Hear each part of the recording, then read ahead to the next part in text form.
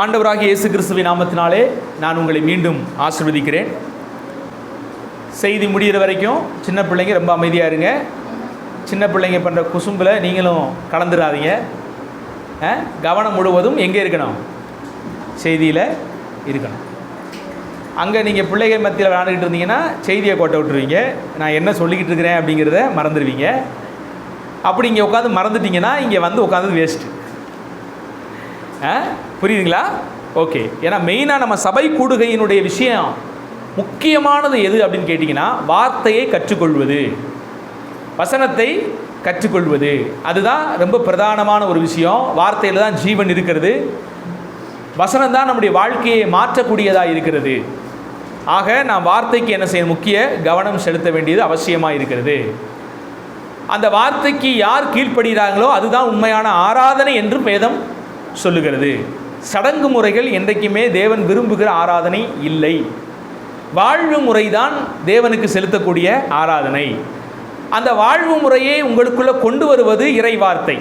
அப்போ அந்த இறை வார்த்தைக்கு ரொம்ப இம்பார்ட்டன்ட். இன்றைக்கி கொடுக்குற செய்தி மாத்திரமல்ல, ஒவ்வொரு நாளும் நீங்கள் தேவ செய்தியை கேட்கும்போது அந்த தேவ செய்தி மேலே உங்கள் ஃபோக்கஸ் என்ன செய்யணும்? இருக்க வேண்டும் என்பதை மறந்து விடாதீர்கள். இன்றைக்கு உலகம் முழுவதும் ஆண்டவராகிய இயேசு கிறிஸ்துவின் உயிர்த்தெழுந்த நாள் என்று கொண்டாடக்கூடிய ஒரு நாள். நிச்சயமாக இயேசு கிறிஸ்து இந்த மனுக்குலத்திற்காக மரித்தார். அவர் அடக்கம் செய்யப்பட்டார். அவர் 3ஆம் நாளிலே உயிர்த்தெழுந்தார். அந்த மரணம், அடக்கம் மற்றும் உயிர்த்தெழுதல் தான் மிகப்பெரிய நற்செய்தியாக என்ன செய்திருக்கிறது? அமைந்திருக்கிறது. உலகமெல்லாம் மரணத்தை துர்ச்செய்தி என்று சொல்லும் பொழுது, இந்த உலகத்திலே ஒரே ஒரு மனுஷருடைய மரணம் மட்டுமே உலகத்தின் நற்செய்தியாக மாறப்பட்டது என்று சொன்னால் அது நம்முடைய ஆண்டவராகிய இயேசு கிறிஸ்துனுடைய மரணமே மிகப்பெரிய நற்செய்தியாக என்ன செய்கிறது? இருக்கிறது. ஏனென்றால் அந்த மரணத்தின் மூலியமாக மனுக்குலத்தினுடைய பாவங்கள் பரிகரிக்கப்பட்டது. மனுக்குலத்தினுடைய பாவத்திற்கான நிவிர்த்தி அங்கே என்ன செய்யப்பட்டது? செலுத்தப்பட்டது. கிருபாதார பலியாக, நம்முடைய பாவங்கள் போக்குகிற குற்ற நிவாரண பலியாக, பாவ நிவாரண பலியாக நம் ஆண்டவராக இயேசு கிறிஸ்து மாண்டபடினால் அந்த மரண நாள் ஒரு நற்செய்தி நாளாக என்ன செய்யப்பட்டது? மாற்றப்பட்டிருக்கிறது. அந்த மரணத்தை இங்கே எங்கும் அறிவிக்கிறோம். அதை தொடர்ந்து அவர் அடக்கம் பண்ணப்பட்டதையும் அவர் 3ஆம் நாளிலே உயிர்த்தெழுந்ததும் சேர்த்து மிகப்பெரிய நற்செய்தியாக நமக்கு என்ன செய்யப்பட்டது? அறிவிக்கப்பட்டது. நாம் இன்றைக்கு மற்றவர்களுக்கும் இந்த நற்செய்தி என்ன செய்து வருகிறோம்? அறிவித்து கொண்டே வருகிறோம். இன்றைக்கு நான் பார்க்க போகிற செய்தியினுடைய தலைப்பு என்னன்னு கேட்டிங்கன்னா, இயேசு கிறிஸ்துவின் மரணமும் உயிர்த்தெழுதலும். அவருடைய மரணத்திலும் அவருடைய உயிர்த்தெழுதலிலும் நாம் பெற்றிருக்கிற ஆசீர்வாதங்கள் என்ன என்பதை குறித்து நாம் இன்றைக்கு என்ன செய்ய போகிறோம்? தியானிக்க போகிறோம். ஆண்டவராகிய இயேசு கிறிஸ்துடைய மரணத்திலே நமக்கு கிடைத்த ஆசீர்வாதங்கள் எண்ணற்ற காரியங்கள். நாம் எப்போது வாசிக்கிற ஒரு வேத பகுதி தான் ஏசாயாவின் புத்தகம் 53ஆம் அதிகாரத்திலே அங்கே 5ஆம் வசனத்தையும் 6வது வசனத்திலையும் வாசிக்கும்போது, நம்முடைய மீறுதல்களை மித்தம் அவர் என்ன செய்யப்பட்டாராம்? உலகத்திலே பல பேர் காயப்படுகிறார்கள். ஏன் காயப்படுறாங்க? அவங்க தப்புக்கான தண்டனையின் மித்தமாக உலகத்தில் என்ன செய்கிறாங்க? காயப்படுகிறார்கள். சிலர் காரணமே இல்லாமல் காயப்படுகிறார்கள். மற்ற மனிதர்களால் என்ன செய்யப்படுறாங்க? அவர்களுடைய அந்த தீய குணத்தினால அப்பாவி மக்கள் உலகத்திலே காயப்படுகிறார்கள். ஆனால் ஆண்டவராகிய இயேசு கிறிஸ்துனுடைய காயம் எதற்காக பட்டார் என்றால், நம்முடைய மீறுதல்களின் மித்தம் அவர் என்ன செய்யப்பட்டாராம்? காயப்பட்டாராம். ஏனென்றால் காயப்படுத்துகிறது என்பது ஒரு நீதி. சட்டத்தின் அடிப்படையில் அது என்னது? ஒரு நீதியாக இருக்கிறது. அன்னைக்கு சில குற்றங்கள் செய்தவர்களை சவுக்கால் என்ன செய்வாங்க? அடிப்பார்கள். அந்த தேசத்துக்கு விரோதமாக செய்தால் அங்கே இருக்கிற ஒரு சட்டமே பார்த்தீங்கன்னா சவுக்கடி கொடுக்குற ஒரு சட்டமே இருக்கும். சில குற்றங்களுக்கு என்ன செய்வாங்க? சவுக்கடி கொடுப்பாங்க. இப்போ இயேசு கிறிஸ்துனுடைய அந்த காயங்கள் அவர் செய்த பாவத்தின் மித்தமாக அல்ல, நாம் செய்த மீறுதலின் மித்தமாக அவர் என்ன செய்யப்பட்டாராம்? காயப்பட்டாராம். அடுத்து நம்முடைய அக்கிரமங்களின் மித்தம் அவர் என்ன செய்யப்பட்டாராம்?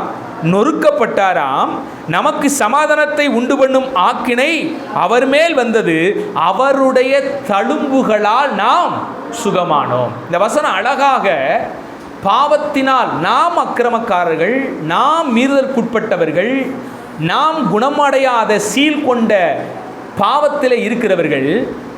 ஆனால் ஆண்டவர் அதற்கான நிவர்த்தியை என்ன செய்கிறாராம்? செலுத்தினார். நாம் அடைய வேண்டிய அந்த வேதனையை, நாம் அடைய வேண்டிய அந்த அடிகளை, நாம் அடைய வேண்டிய அந்த அவமானங்களை இயேசு என்ன செய்தார்? ஏற்றுக்கொண்டார் என்று இந்த வேத பகுதி நமக்கு தெளிவாக சொல்கிறது. நாம் ஆடுகளைப் போல வழிதப்பி திரிந்தோம், அவனவன் தன் வழியிலே போனோம், கர்த்தரோ நம்ம எல்லோருடைய அக்கிரமத்தையும் என்ன செய்தார்? ஆண்டவராகிய இயேசு கிறிஸ்துவின் மேலே அதை விளைவித்தார். பிதாவாகிய தேவன் குமாரன் மீது அதை செலுத்தி, அந்த ஆக்கினையை செலுத்தி, அந்த தண்டனை தீர்ப்பை செலுத்தி நம்மை விடுவித்தார் என்று இந்த வேத பகுதி சொல்லுகிறது. ஆண்டவருடைய கோலம் என்ன? அவர் அழகுமின்றி சௌந்தரியமும் இன்றி அவர் சிலுவையிலே அந்த கேடு அடைந்தவராய் தொங்கினார் என்று வேதவசனம். அந்த இடத்துல யார் இருக்க வேண்டியது? நீங்களும் நானும். நாம் நியாயம் தீர்க்கப்படும் போது நாம் அப்படிப்பட்டவர்களாய் மாற வேண்டும். ஆனால் நம்முடைய இடத்தை யார் எடுத்துக்கொண்டார்? ஆண்டவர் எடுத்துக்கொண்டார். என்னுடைய இடத்தை, உங்களுடைய இடத்தை ஆண்டவர் எடுத்துக்கொண்டு அவர் அந்த கேடு அடைந்து அவர் பலியாக கொடுக்கப்பட்டு நம்மை அதன் மூலியமாக என்ன செய்தார்? மீட்டு கொண்டார் என்று இந்த வேதம் சொல்லுகிறது. ஆக இயேசு கிறிஸ்துடைய மரணம் எவ்வளவு பெரிய பாக்கியத்தையும் ஆசீர்வாதத்தையும் நம்முடைய வாழ்க்கையில் கொண்டு வந்திருக்கிறது என்பதை நாம் இன்றைய நாளில் என்ன செய்யணும்? சிந்திக்க வேண்டும். இன்றைய நாளிலே மாத்திரமல்ல, ஒவ்வொரு நாளும் அதை சிந்திப்போமானால் நம்ம அடுத்து பாவம் என்ன செய்ய மாட்டோம்? செய்யவே மாட்டோம். ஏன் பாவத்துக்காக இயேசு சிலுவையிலே இப்படிப்பட்ட கொடுமைகளை அனுபவித்தாரே என்ற அந்த கல்வாரி சிலுவையை, கல்வாரி காட்சியை ஒரு மனிதன் ஒவ்வொரு நாளும் நினைவு கூர்ந்தான்னா உண்மையிலேயே அந்த நாளை அவன் பரிசுத்தமாக என்ன செய்ய முடியும்? வாழ முடியும். ஏன்னா ஏன் பாவந்தாயா இயேசுவை சிலுவையில் ஏற்றுனுச்சு? ஏன் பாவந்தாயா அவர் அவமானத்தை கொடுத்துச்சு அவருக்கு? அப்படிங்கிறத நினைக்கும் போது ஒவ்வொரு மனிதனும் அந்த பாவத்துக்கு நேரம் என்ன செய்ய மாட்டான்? போகவே மாட்டான். அந்த அன்பை புரிந்து விட்டார். அந்த கல்வாரி சிலுவையிலே இயேசுவினுடைய அன்பை ஒரு மனிதன் புரிந்து விட்டால் நிச்சயமாக அவன் அடுத்தடி என்ன செய்ய மாட்டான்? அந்த அன்பு அவனை பாவத்துக்கு நேராக கொண்டு போகாது. சிலுவையின் மூலியமாக நாம் பெற்ற ஆசீர்வாதங்களை இன்னும் சில வசனங்கள் நமக்கு விளக்குது பாருங்க. எபிரேயரின் புத்தகம் 9ஆம் அதிகாரம் 28வது வசனத்தை ஒருவர் வாசிக்கலாம். கிறிஸ்துவும், நல்லா கவனிங்க, அநேகருடைய பாவங்களை சுமந்து நீக்கும்படிக்கு ஒரே தரம் பலியிடப்பட்டு தமக்காக காத்து கொண்டிருக்கிற ரட்சிப்பை என்ன செய்தாரா? அருளும்படி இரண்டாம் தரம் பாவமில்லாமல் தரிசனமாவார் என்று பார்க்கிறோம். அப்போ ஆண்டவராகிய இயேசு கிறிஸ்துடைய மரணம் எதுக்காக அப்படின்னா, அநேகருடைய பாவங்களை சுமந்து தீர்க்கும்படி அவர் ஒரே தரம் என்ன செய்யப்பட்டார்? பலியிடப்பட்டார். பழைய ஏற்பாட்டிலே வார வாரம், மாதா மாதம், வருடா வருடம் அவர்கள் பலிகளை செலுத்துவாங்க. 1-2 பலி இல்லை, ஏகப்பட்ட பலிகளை செலுத்துவாங்க. ஏன் கர்த்தர் அந்த பலிகளை எல்லாம் அவர்களுக்கு கொடுத்திருந்தார் கேட்டிங்கன்னா, அது கிறிஸ்துவை காண்பிக்கிற ஒரு நிழலாட்டமாக ஒன்று இருக்கிறது. மற்றொன்று, அது பலியிடப்படும் போது என்னுடைய பாவம் எவ்வளவு பெரிய ஆபத்தை கொண்டு வரும் என்பதை மனுக்குலம் உணர்ந்து கொள்ளும்படி, புரிந்து கொள்ளும்படி அந்த பலிகளை எல்லாம் தேவன் என்ன செஞ்சார்? கொடுத்திருந்தார். ஆனால் மனுஷன் என்ன செஞ்சார் தெரியுமா? அசால்ட்டா என்ன தப்பு செஞ்சாலும் ஒரு ஆடு போதும், ஒரு மாடு போதும், ஏதாவது ஒரு காணிக்கை போதும், அப்படி மனநிலைமைக்கு வந்துட்டான். எப்பவுமே சட்டங்கள் நம்மை திருத்துவதற்காக. ஆனால் எப்பவுமே நிறைய பேர் என்ன செய்கிறாங்கன்னா, அந்த சட்டத்தை தனக்கு லாபகமாக மாற்றிக்கொள்வார்கள். இன்றைக்கி நடக்குதில்ல, ஒரு கொலை செஞ்சால் இத்தனை வருஷம் தான் தண்டனை, ஒரு எந்த பாவம் செஞ்சாலும் இவ்வளோ மாதம் இவ்வளோ வருஷம் தான் தண்டனை. சரி, ஓகே, ஒரு தப்பை செஞ்சுட்டு உள்ளே போய் உட்காந்துட்டு மறுபடியும் வெளியே வந்துடுவோம். எதுக்காக தண்டனை கொடுக்கப்படுது? அந்த தப்பை செய்யக்கூடாது அப்படிங்கிறக்காண்டி தான் அந்த தண்டனையே கொடுக்கப்படுது. ஆனால் மனிதன் என்ன செய்கிறான்னா, அந்த தண்டனையை ஓகே அதை நம்ம செஞ்சுருவோம், செஞ்சுட்டு என்ன செஞ்சுருவோம், அதையெல்லாம் தாண்டி இன்றைக்கி பரிகாரம் என்றெல்லாம் ஒன்று இருக்குது. உலகத்தில் என்ன வச்சுருக்கிறான்? பரிகாரம் ஒன்று தான். உலகம்தான் பரிகாரம் பார்க்குது. அப்படின்னா இயேசுநாதர் சிலுவையில் செஞ்சதே அதையே ஒரு பரிகாரமாக எடுத்துக்கொண்டு தப்பு செய்கிறவன் இருக்கிறான். அந்த அன்பை உணர்ந்து தப்பு செய்யக்கூடாது என்று தான் நமக்கு வேதம் போதிக்குது. கடவுளே எனக்காக வந்து பலியாக இருக்கிறார் அப்படிங்கும்போது, அந்த பலியே ஒரு மனிதன் விசுவாசிக்கும் போது, நான் செஞ்ச பாவம் கடவுளே சிலுவையில் அறைய வச்சிருச்சையா அப்படின்னு உணர்ந்து பாவத்துக்கு அவன் செஞ்சு மறிக்கணும், அவரோடு கூட நீதிக்கு பிழைக்கணும். அதுதான் வேதாகமம் நமக்கு தெளிவாக போதிக்கிற ஒரு சத்தியம். ஆனால் இன்னைக்கு நிறைய பேர் என்ன செய்ய ஆரம்பிச்சிட்டான்னா, இயேசுநாதர் கல்வாரி சிலுவை இருக்குது, அந்த கல்வாரி சிலுவை நான் செய்த பாவம், செய்து கொண்டு இருக்கிற பாவம், இனி செய்ய போகிற பாவத்தையும் அது கழுவ வல்லதா இருக்கிறது, அதனால் நம்ம தப்புக்கு என்ன செய்ய தேவையில்லை, கவலைப்பட தேவையில்லை என்கிற ஒரு நிலைப்பாட்டிலே போதிக்கிற போதகர்கள் எழும்பி விட்டார்கள். அப்படி வாழ்கிற சில கிறிஸ்தவர்களும் இந்த உலகத்தில் என்ன செய்ய தான் இருக்கிறாங்க, கிறிஸ்தவத்துக்கு ஒரு இழுக்காக அவர்கள் இன்னைக்கு வாழ்ந்து கொண்டு தான் என்ன செய்கிறாங்க, இருக்கிறாங்க. உலகம் தான் பார்த்தீங்கன்னா என்ன தப்பு செஞ்சாலும் அதுக்கு பரிகாரம் இருக்கா, அந்த பரிகாரத்தை செஞ்சுட்டா என்ன செஞ்சிடும், சரியாக போயிடும் அப்படின்னு உலகம் தான் போகுதுன்னா, கிறிஸ்தவத்திலையும் ஒரு கூட்டம், இப்படிப்பட்ட அநியாயம் பிடிச்ச கூட்டம் என்ன செய்யத்தான் இருக்குது, இருக்கத்தான் செய்கிறது. ஆனால் வேதாகமும் சரி, சட்ட திட்டமும் சரி, நாம் தொடர்ந்து பாவம் செய்வதற்காக கொடுக்கப்படலை. பாவத்தை ஸ்டாப் பண்ணி பாவத்தின் விளைவுகளை உணர்ந்து பரிசுத்தமாய் வாழ வேண்டும் என்பதற்காக தான் சட்டங்கள் என்ன செய்யப்பட்டிருக்குது, கொடுக்கப்பட்டிருக்குது. ஸோ புதிய ஏற்பாட்டிலும் இன்றைக்கி ஆண்டவர் புதிய சட்டங்களை நமக்கு என்ன செஞ்சிருக்காரு, கொடுக்கிறார். மேலதிகமாக அன்பின் வழியாகவே தேவன் நம்மை திருத்த முயற்சிக்கிறார். அந்த திருத்துதலுக்கு ஒருவன் உட்படாது இருக்கும்போது நிச்சயமாக தேவனுடைய கோபம் அவன் மேல் வரும் என்பதையும் வேதம் நமக்கு என்ன செய்யுது, கடவுளுடைய கல்வாரி அன்பையும் கூட தவறுக்கு ஆதரவாக ஒருவன் பயன்படுத்துகிறான் என்று சொன்னால் அவனுக்கு வரும் ஆக்கினை எப்பேற்பட்டதாக இருக்கும் என்பதை கொஞ்சம் யோசித்து பார்த்துக்கங்க. அல்லேலூயா.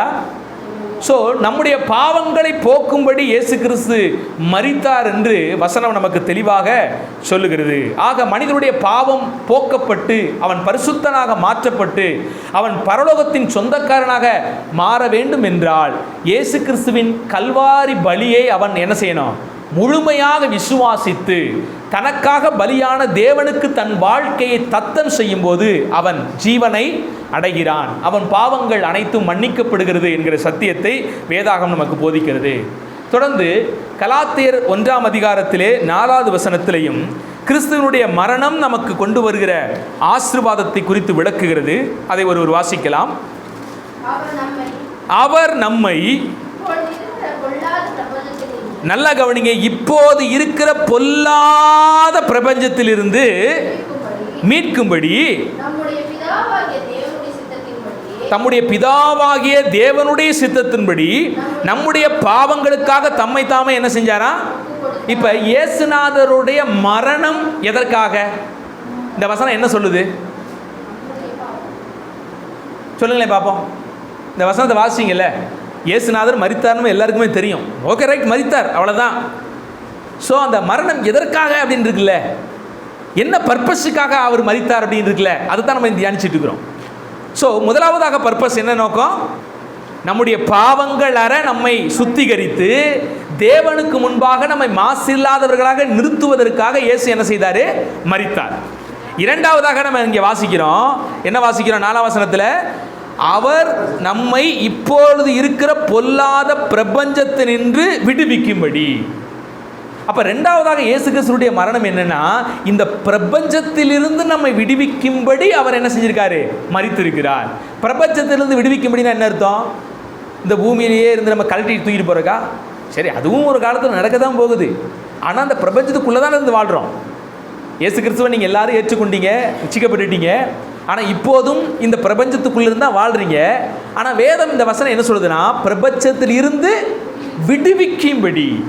ஸோ அர்த்தம் என்னன்னு கேட்டிங்கன்னா, உலகம் திங்க் பண்ணுற மாதிரி, உலகம் போகிற மாதிரி, உலகம் வாழ்கிற மாதிரி, உலகம் சிந்திக்கிற மாதிரி நீங்கள் என்ன செய்யக்கூடாது, சிந்திக்கக்கூடாது, வாழக்கூடாது, செயல்படக்கூடாது.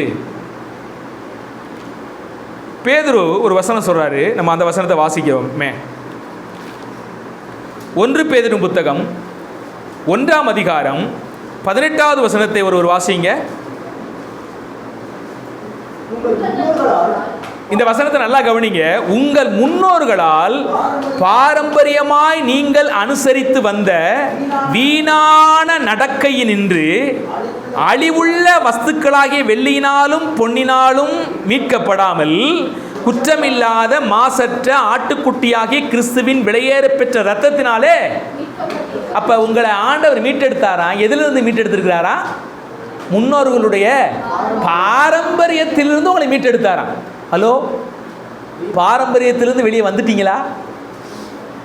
இல்லை இன்னும் பாரம்பரியத்தை பிடிச்சி தொங்கிக்கிட்டு எங்கள் பூட்டன் அப்படி செஞ்சார், எங்கள் தாத்தன் இப்படி செஞ்சார், நாங்கள் என்ன பேக்ரவுண்டு தெரியுமா, முன்னோர்களுடைய பாரம்பரியம், நாங்கள் என்ன ஜாதி தெரியுமா, எங்களுடைய கலாச்சாரம் புரியுமா? அந்த கலுசட ஜாதியையும் கலாச்சாரத்தையும் தூக்கி எறிஞ்சு வாழ்வதற்காகவே நீங்கள் என்ன செய்யப்பட்டிருக்கிறீங்க? அழைக்கப்பட்டிருக்கிறீங்க. அதுக்காக தான் கிறிஸ்து மரித்திருக்கிறார். கிறிஸ்துவனுடைய மரணம் எதற்காக? முன்னோர்களுடைய பாரம்பரியத்திலிருந்து உங்களை விடுதலையாக்கி ஜீவனுக்கு ஏதுவாக வாழும்படியாக தேவன் உங்களை என்ன செஞ்சிருக்காரு? தேர்ந்தெடுத்திருக்கிறாரு. அப்போ நல்லா கவனிங்க, நம்முடைய முன்னோர்கள் நிறைய விஷயங்களை அப்படித்தான் செய்யணும், இப்படி தான் செய்யணும், சரி ஏன் செய்யணும், எதுக்கு செய்யணும், அவங்களுக்கே காரணங்கள் தெரியாது. கேட்டால் எங்கள் முன்னோர்கள் சொல்லி தந்தாங்க, அதனால் நாங்கள் என்ன செய்கிறோம், இப்படித்தான் செய்யணும், அப்படித்தான் செய்யணும், இதை அங்கே தான் வைக்கணும், இதை இங்கே தான் வைக்கணும் அப்படின்னு பார்த்து வீட்டை எத்தனையோ பேர் தேவையில்லாமல் இடித்து, ஜன்னல் இந்த பக்கத்து தான் இருக்கணுமா, சரி இந்த பக்கத்து வச்சு கட்டியிருப்பான்.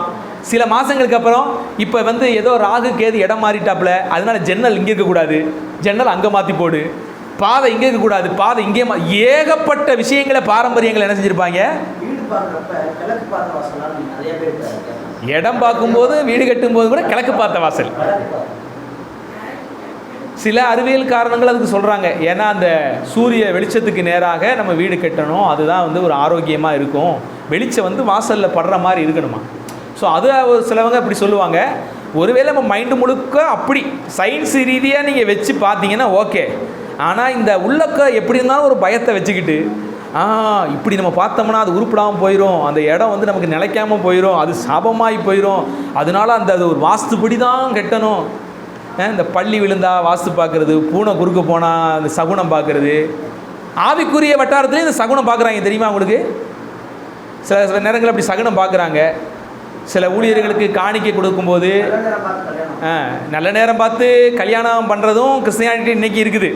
பாஸ்டர்மார்களில் நல்ல நேரம் பார்த்து தான் முகூர்த்த நாள், இன்றைக்கி நம்ம என்ன செஞ்சுக்கலாம், கல்யாணம் வச்சுக்கலாம் அப்படின்னு பாஸ்டர்மார்களே அந்த நல்ல நேரம் பார்த்து அந்த முகூர்த்தத்தை நாள் பார்த்து குறிக்கிறவங்க இன்றைக்கி இருக்கிறாங்க.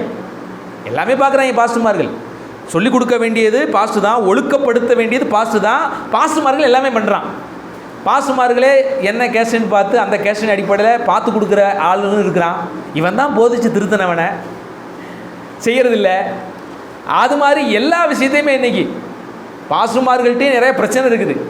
அதனால் மக்களும் பிரச்சனை உள்ளவர்களாகவே குருவை தொடரும் சீசனும் குரு போல தான் மாறுவான். நீங்கள் எந்த குருநாதரை பின்பற்றுறீங்களோ அந்த குருநாதர் மாதிரி தான் நீங்கள் என்ன செய்வீங்க, மாறுவீங்க. நிறைய பேர் சகுனம் பார்க்குறாங்க இன்றைக்கும். சில நேரங்களில் பார்த்தீங்கன்னா சிலர் ஊழியர்களுக்கு பணம் கொடுப்பாங்க. அந்த பணம் கொடுத்துட்டு அந்த நாளில் ஏதாவது பணக்குறைவு ஏற்பட்டுது, வேலை எதுவும் இல்லைன்னா உடனே மனசில் என்ன நினைப்பா தெரியுமா, அந்த பாஸ்டருக்கு காசு கொடுத்தேன், அவர் பெரிய ஆசீர்வாதம் இல்லாதது போல தெரியுது, அவருக்கு நான் காசு கொடுத்ததுனால எனக்கு இந்த வாரம் வேலை இல்லாமல் போச்சு. சார் இது என்னது, சகுனம் பார்க்குறது. உலகம்தான் சகுனம் பார்க்குதுன்னா இங்கே என்ன செய்கிறான், இவன் இங்கே உட்காந்து சகுனம் பார்த்துட்டு இருக்கான். இன்னைக்கு இது மாதிரியான விஷயங்கள் இன்னைக்கு கிறிஸ்டியானிட்டி வட்டாரத்துக்குள்ள இருக்குது, ரொம்ப ஆபத்தானது. கிறிஸ்தவம் இதை கற்றுக் கொடுக்கவில்லை நமக்கு.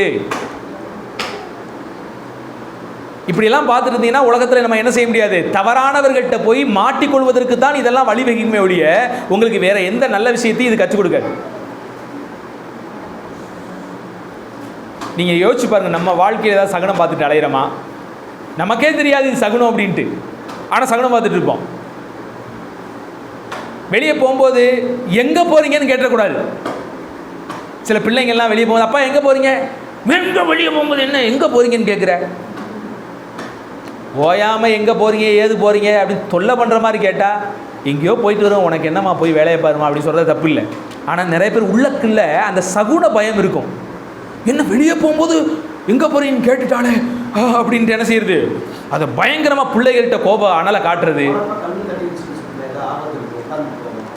ஆமாம், போகும்போது ஏதாவது தலையில் தட்டிடுச்சுன்னா, ஏதாவது கல் தட்டிடுச்சுன்னா அதுக்கு என்ன செய்கிறது, சகுனம் பார்க்குறது. கொஞ்சம் நேரம் உட்காந்துட்டு குடிச்சிட்டு அது கொஞ்சம் வலியாக இருந்துச்சு, கொஞ்சம் கேராக இருந்துச்சுன்னா என்ன செய்யலாம், ஆசுவாசப்படுத்துறதுக்காக உட்காந்துட்டு போனால் தப்பு இல்லை. ஆனால் அதை சகுனமாக பார்க்கிற ஒரு மனநிலை இருக்குது பார்த்தீங்களா, அது தப்பு. எதையுமே நம்முடைய மனநிலையை தேவன் என்ன செய்கிறாரு பார்க்கிறார். நான் அதை என்னவாக கருதுகிறேன், அதனால தான் வேதம் சொல்லுது, நம்முடைய உள்ளிந்திரியங்களை அவர் என்ன செய்கிறாரா, ஆராய்கிறவராக இருக்கிறார். நிறைய கிறிஸ்தவ பிள்ளைகளே, இது கிறிஸ்தவ அம்மாமார்களே இதை சொல்கிறாங்க. எதையாவது கழிச்சு போட்டால் அதை தாண்டி என்ன செஞ்சக்கூடாது, போகக்கூடாது. தாண்டி போயிட்டீங்கன்னா அது என்ன வந்துடும், வியாதி வந்துடும். ஏதாவது பீடையை பிடிச்சிட்டு வீட்டுக்குள்ளே வர்ற மாதிரி அது வந்துடும். இதெல்லாம் பயந்து பிள்ளைகளுக்கு சொல்லிக் கொடுக்குறவங்க இருக்காங்க. மாறாக நீங்கள் என்ன சொல்லிக் கொடுக்கலாம், அது அசிங்கம்மா, அதை எதுக்கு மிதிச்சுட்டு வீட்டுக்குள்ளே நாரி போயிரு வீடு அப்படின்னு நம்ம என்ன செய்யலாம், சொல்லிக் கொடுக்கலாம். எங்கே போனாலும் செப்பல் போட்டு போங்கன்னு சொல்லிக் கொடுக்கலாம். ஏன்னா கண்ட இடத்துல நம்மளுக்கு என்ன செய்யலாம், எச்சு துப்பி வைக்கிறது, நாரடிச்சு வைக்கிறது சுத்தம் இல்லாத ஒரு விஷயம். வீட்டையே அசுத்தமாக போட்டுக்கிறவங்க, தெருவு எப்படி இருக்குது நம்ம தெருவு. அப்படிங்கிறப்ப பொதுவாக சுகாதாரம் சார்ந்து பிள்ளைகளை செப்பல் போட்டு போங்கன்னு சொல்லலாமே ஒழிய, இந்த சகுனமாக பயந்து கொண்டு என்ன செய்யக்கூடாது, என்றைக்குமே அந்த மாதிரியான ஒரு எண்ணங்கள் நம்ம வாழ்க்கையில் வந்துடவே கூடாது. சகுனம் பார்த்து எதையுமே செய்யும்போது தேவன் நம்முடைய இருதயங்களை அவர் என்ன செய்கிறாரு, பார்க்கிறவராக இருக்கிறார். தீட்டானதொன்று நம்முடைய பாளையத்தில் இருக்கக்கூடாது என்று கர்த்தர் விரும்புகிறார். உலகம் எதெல்லாம் பார்க்குதோ, எந்த சடங்கு சம்பிரதாயங்களை பார்க்குதோ, சகுனம் பார்க்குதோ, நேரம் பார்த்து வாழ்தோ, அமாவாசை பௌர்ணமி என்று பயப்படுதோ, இப்படிப்பட்ட விஷயங்கள் எல்லாம் ஒரு தேவனுடைய பிள்ளைகளுடைய வாழ்க்கையில் என்ன செய்யப்படக்கூடாது, காணப்படவே கூடாது. இவைகளில் எல்லாம் இருந்து கிறிஸ்து விடுதலையாக்க முடியாது, நமக்காக மரித்திருக்கிறார். கிறிஸ்துவனுடைய மரணம் எதற்காக கேட்டீங்கன்னா, இப்படிப்பட்ட விஷயத்திலிருந்து நம்மை விடுதலையாக்கி பயமில்லாத ஒரு வாழ்க்கை வாழ்வதற்கே கிறிஸ்து நமக்காக என்ன செஞ்சிருக்காரு, மரித்திருக்கிறார். அவருடைய மரணம் எதற்காக என்கிற சத்தியத்தை இன்றைக்கு திருச்சபை புரிந்து கொள்ள வேண்டும். இன்னைக்கு திருச்சபை மக்களுக்குள்ளேயே கொஞ்சம் கொஞ்சமாக உலகம் என்ன செய்யுது, கலந்து வருது. நான் இன்னைக்கு கிறிஸ்டியானிட்டி வட்டாரத்தில் நான் பார்க்குறேன். என்னால் அதை கண் கொண்டு பார்க்க முடியல, சகிக்க முடியல. உலகத்தில் என்னென்ன அசிங்கங்கள் இருக்கோ அதை கொஞ்சம் கொஞ்சமாக அப்படியே கொண்டு வர்றான். ஒரு பக்கத்து பார்த்தா வைராக்கியமாக பேசுகிறான், இன்னொரு பக்கத்து பார்த்தா அந்த தப்புக்கு இவனே உறுதுணையாக இருக்கிறான். பாஸ்ட் அங்கேருந்து நடந்து வர்றாரு. ஒரு வட மாநிலங்களில் இருக்க ஒரு பாஸ்ட் இங்கேயே நடக்குது, தமிழகத்திலும் அது விதவிலக்கில் ஒரு சிலவங்க அப்படி செய்கிறாங்க. கீழே பிறண்டு அந்த ஊழியக்காரங்களை தொட்டு வணங்குறாங்க விசுவாசிகள். சார் எந்த சபை, பெந்தகோஸ்தே சபைன்னு பேர் வச்சிருக்கிறவங்க. பாசு வரும்போது அவருக்கு பூ தூவி கீழே பணிஞ்சு பாசுக்கு முன்பாக வழிபடுறான். கேட்டால் ஏதாவது காரணம் சொல்லுவான். காரணம் சொல்கிறதுக்கு அவங்களுக்கு இது செய்கிறது தப்பு, இது செய்யக்கூடாதுரா அப்படின்லாம் நினைக்கிறது இல்லை. இது தப்பாய் போய் முடிஞ்சிடும், இது தேவனுக்கு விரோதமான ஒரு கோபமாக போக முடிஞ்சிடும் அப்படிலாம் யோசிக்கிறது இல்லை. இதுக்கு ஏதாவது ஒரு காரணத்தை சொல்லுவான். ஏய்யா, உன் காலுக்கு கீழே வரிசை கியூவில் நின்று விசுவாசிகள் பூத்தூவி உன்னை வணங்குது, இது உனக்கு தப்பாக தெரியலையா? அவங்களுக்கு தப்பாக தெரியல, பயபக்தியோடு போகிறாங்க. இந்த சாமியார்கள் ஆசீர்வாதம் பண்ணிட்டு போகிற மாதிரி.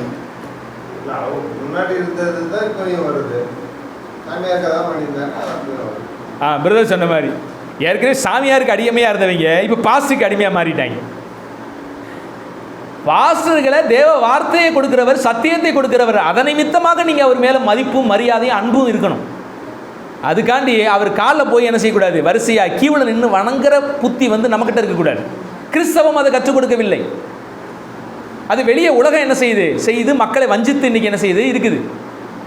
அந்த சாமியாருடைய காலடி மண்ணை எடுப்பதற்கு போட்டி போட்டு கொண்டு போய் நூற்றுக்கணக்கான மக்கள் மரித்தார்கள் நசுங்கி. அந்த ஒரு கைப்பிடி மண் அழியிற மாட்டோமா, அந்த மண்ணை கொண்டு வந்து வீட்டில் வச்சு ஆசீர்வாதம் நினைக்கிறாங்க.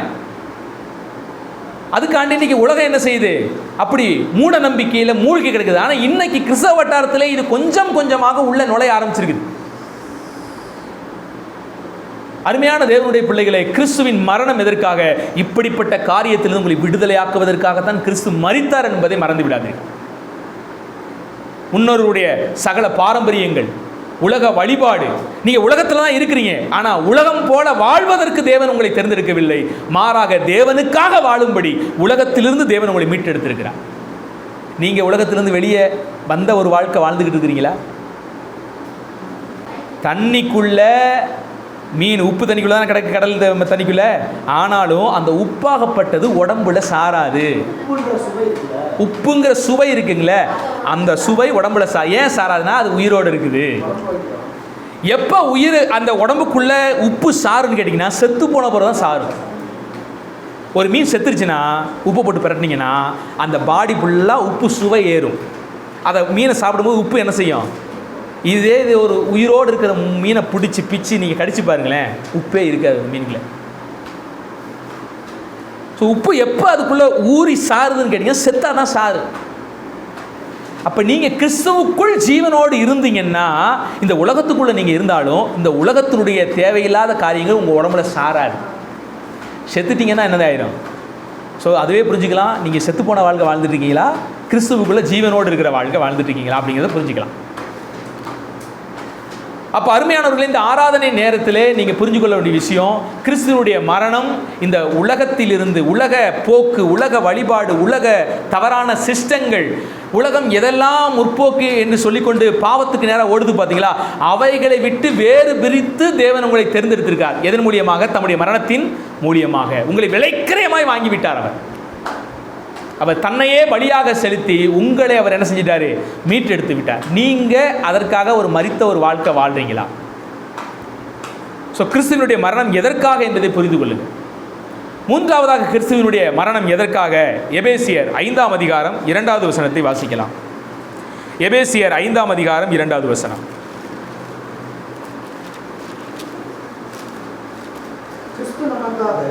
நல்ல அந்த வசனத்தை கவனிங்க. கிறிஸ்து நமக்காக தம்மை தேவனுக்கு சுகந்த வாசனையான காணிக்கையாகவும் பலியாகவும் ஒப்பு கொடுத்து நம்மில் அன்பு கூர்ந்தது போல நீங்களும் அன்பிலே நடந்து கொள்ளுங்கள். ஸோ கிறிஸ்து தன்னை உகந்த ஒரு காணிக்கையாக பிதாவாகிய தேவனுக்கு சுகந்த வாசனையாக காணிக்கையாக ஒப்பு கொடுத்ததனுடைய நோக்கம் என்னன்னா, நீங்களும் அவரிடத்திலே, இப்போ கடவுள் நம்ம மேல் அன்பு கூர்ந்தார், அதுக்கு எவிடன்ஸ் என்னங்க? கடவுள் நம்மை நேசிக்கிறார், இதுக்கு எவிடன்ஸ் என்ன? என்ன எவிடன்ஸ் கேட்டிங்கன்னா, எனக்காக அவர் மனிதனாக இந்த பூமிக்கு வந்து என்னுடைய பாவங்களுக்காக அவர் சிலுவையில் மரித்தார் அல்லவா? நல்லவனுக்காக ஒருவேளை ஒருவன் மரிக்கலாம், நாம் பாவிகளாக இருக்கையில் கிறிஸ்து நமக்காக மரித்தார் என்று ரோமர் 5ஆம் அதிகாரத்தில் வாசிக்கிறோம் அல்லவா? அந்த எவிடன்ஸ் தான் கடவுள் நம் மீது அன்பு செலுத்தினார் என்பதற்குரிய எவிடன்ஸ். அவர் நமக்காக பூமிக்கு வந்து மரித்திருக்கிறார். அதைத்தான் நம்ம யோவானின் புத்தகம் 3ஆம் அதிகாரம் 16வது வசனத்தை வாசிக்கிறோம். குமாரனை தந்து இப்படி நம்மிடத்தில் அன்பு கூர்ந்தார். அன்பு என்ன செய்யும்? கொடுக்கும். அப்ப பிதாவாகிய தேவனுடைய அன்பு என்ன செய்ததுன்னா குமாரனை கொடுத்து அன்பு கூர்ந்தது. குமாரனும் தன்னையும் கொடுத்து என்ன செய்தார்? நம்ம மேல அன்பு கூறுகிறார். சரி, நீங்க இப்ப கடவுளை மேல அன்பு கூறுறீங்கன்னா எவிடன்ஸ் என்ன? எவிடன்ஸ் என்ன? அதுக்கு மட்டும் வேகமா பதில் வந்துச்சு, இதுக்கு மட்டும் பதில் வரல. ரொம்ப யோசிக்கிறீங்க. யோசிக்கிறது நல்லதுதான். வசனமே தெளிவா இருக்குது. வாசிடலாமா? அந்த 3வது வசனத்தில் வாசிங்க. மேலும் பரிசுத்தவான்களுக்கு ஏற்றபடி வேசித்தனமும் மற்றெந்த அசுத்தமும் பொருளாசையும் ஆகிய இவைகளின் பேர் முதலாய் உங்களுக்குள்ளே சொல்லப்படவும் கூடாது. ஐயா, நீங்க கடவுள்கிட்ட அன்பு கூறுறீங்க அப்படிங்கிறதுக்கு எவிடன்ஸ் என்ன? மேலே வாசிக்கிறோம், நீங்களும் அன்பிலே நடந்து கொள்ளுங்கள். அப்ப அன்பிலே நடந்து கொள்வதற்குரிய விளக்கம் தான் கீழே 3வது வசனம், 4வது வசனம், 5வது வசனத்தில் எழுதுறாரு. அதுல 3வது வசனத்தில் வாசிக்கும் போது, மேலும் பரிசுத்தவான்களுக்கு ஏற்றபடி வேசித்தனம் மற்ற எந்த அசுத்தம் பொருளாசை இவைகளின் பேர் முதலாய் உங்க மேல என்ன செய்யக்கூடாது? சொல்லப்படவும் கூடாது. அடுத்து அப்படியே கமா கமா அப்படியே வம்பு புத்தியீனமான, ஹலோ வார்த்தையை கவனிங்க, ஒவ்வொரு வசனமும் ரொம்ப முக்கியம். ஐயா, நீங்க கடவுளிடத்தில் அன்பு கூறுகிறீர்களா என்பதை இந்த வசனத்தின் வெளிச்சத்தை வச்சு பாருங்க. சும்மா வாயில வச்சுக்கிட்டு ஐ லவ் யூ ஜீசஸ், ஆண்டவரே உம்மை நேசிக்கிறோம், உம்முடைய சித்தம் செய்வோம் அப்படின்னு நம்ம உழப்பிக்கிட்டு அலையலாம், வாயில சொல்லிக்கலாம். ஆனால் உண்மையிலேயே நீங்கள் தேவனிடத்தில் அன்பு கூறுகிறீர்கள் என்பதனுடைய எவிடன்ஸ் எங்கே இருக்குது? ஐயா, நீங்கள் வம்பும் புத்தியீனமான பேச்சும் பரியாசமும் தகாதவைகள் ஸ்தோத்திரம் செய்தலே, எல்லாவற்றிலும் ஸ்தோத்திரம் செய்கிறீங்களா? இல்லாட்டா வம்புழுக்கிறதுக்குன்னு வார்த்தைகள் விடுறீங்களா? அடுத்து புத்தியீனமான பேச்சு, எதையாவது ஒன்று பேசுறது தெரிஞ்சது மாதிரியே. தெரியலன்னா கேட்டு என்ன செஞ்சுக்கணும், வசனம் என்ன சொல்லுதுன்னு வசன வெளிச்சத்தில் கேட்டு தெரிஞ்சுக்கணும். ஆனால் எந்த வசனமும் ஒரு ஆதாரம் இல்லாமல் இவர்களாக ஒரு பேச்சு பேசி தேவையில்லாத குழப்பங்களை, சண்டைகள் என்ன செய்யறது, உண்டாக்கி விடுறது. அடுத்து நம்ம வாசிக்கிறோம் கீழே, விபச்சார காரனாவது, அசுத்தனாவது, விக்கிரக ஆராதனை காரனாவது, பொருளாசை காரனாவது தேவனுடைய ராஜ்யத்திலே என்ன செய்ய முடியாது, சுதந்திரிக்க முடியவே முடியாது. ரொம்ப எச்சரிக்கிறாரு இந்த இடத்துல பவுல். பாருங்க, இப்படிப்பட்டவைகளை மித்தமாக கீழ்ப்படியாமையின் பிள்ளைகள் மேல் தேவ கோபாக்கினை வருவதால் ஒருவனும் உங்களை வீண் வார்த்தைகளினாலே மோசம் போக்காதபடி எச்சரிக்கையார்கள். ஏன் இந்த வார்த்தையை சொல்றாரு தெரியுமா?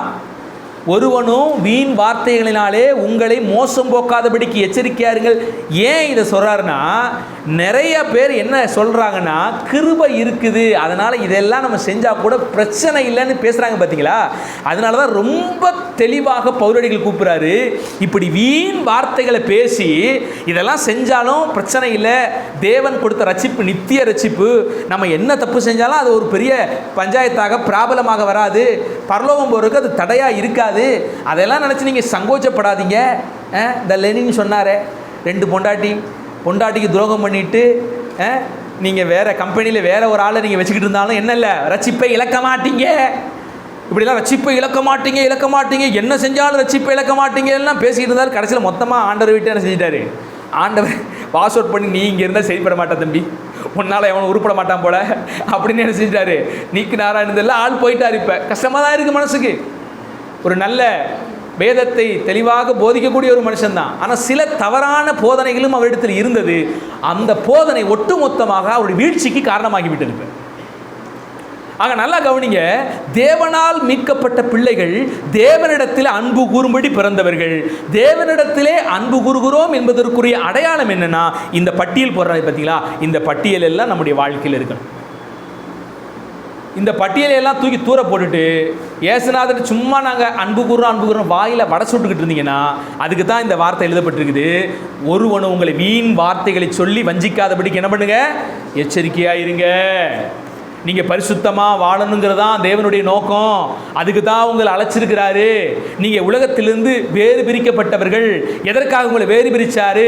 இந்த உலகத்துக்கு முன்பாக நீங்கள் உண்மையாக வாழணும், பரிசுத்தமாக வாழணும், வெளிச்சமாக வாழணும், மலையின் மேல் இருக்கிற பட்டணத்தை போல வாழணும், கிறிஸ்துவின் வாசனையை வீசும்படியான ஒரு வாழ்க்கை வாழணும். இதற்காக தான் கிறிஸ்து உங்களை உலகத்திலிருந்து பிரித்தார். அவருடைய மரணத்தின் நோக்கம் இதனால தான்.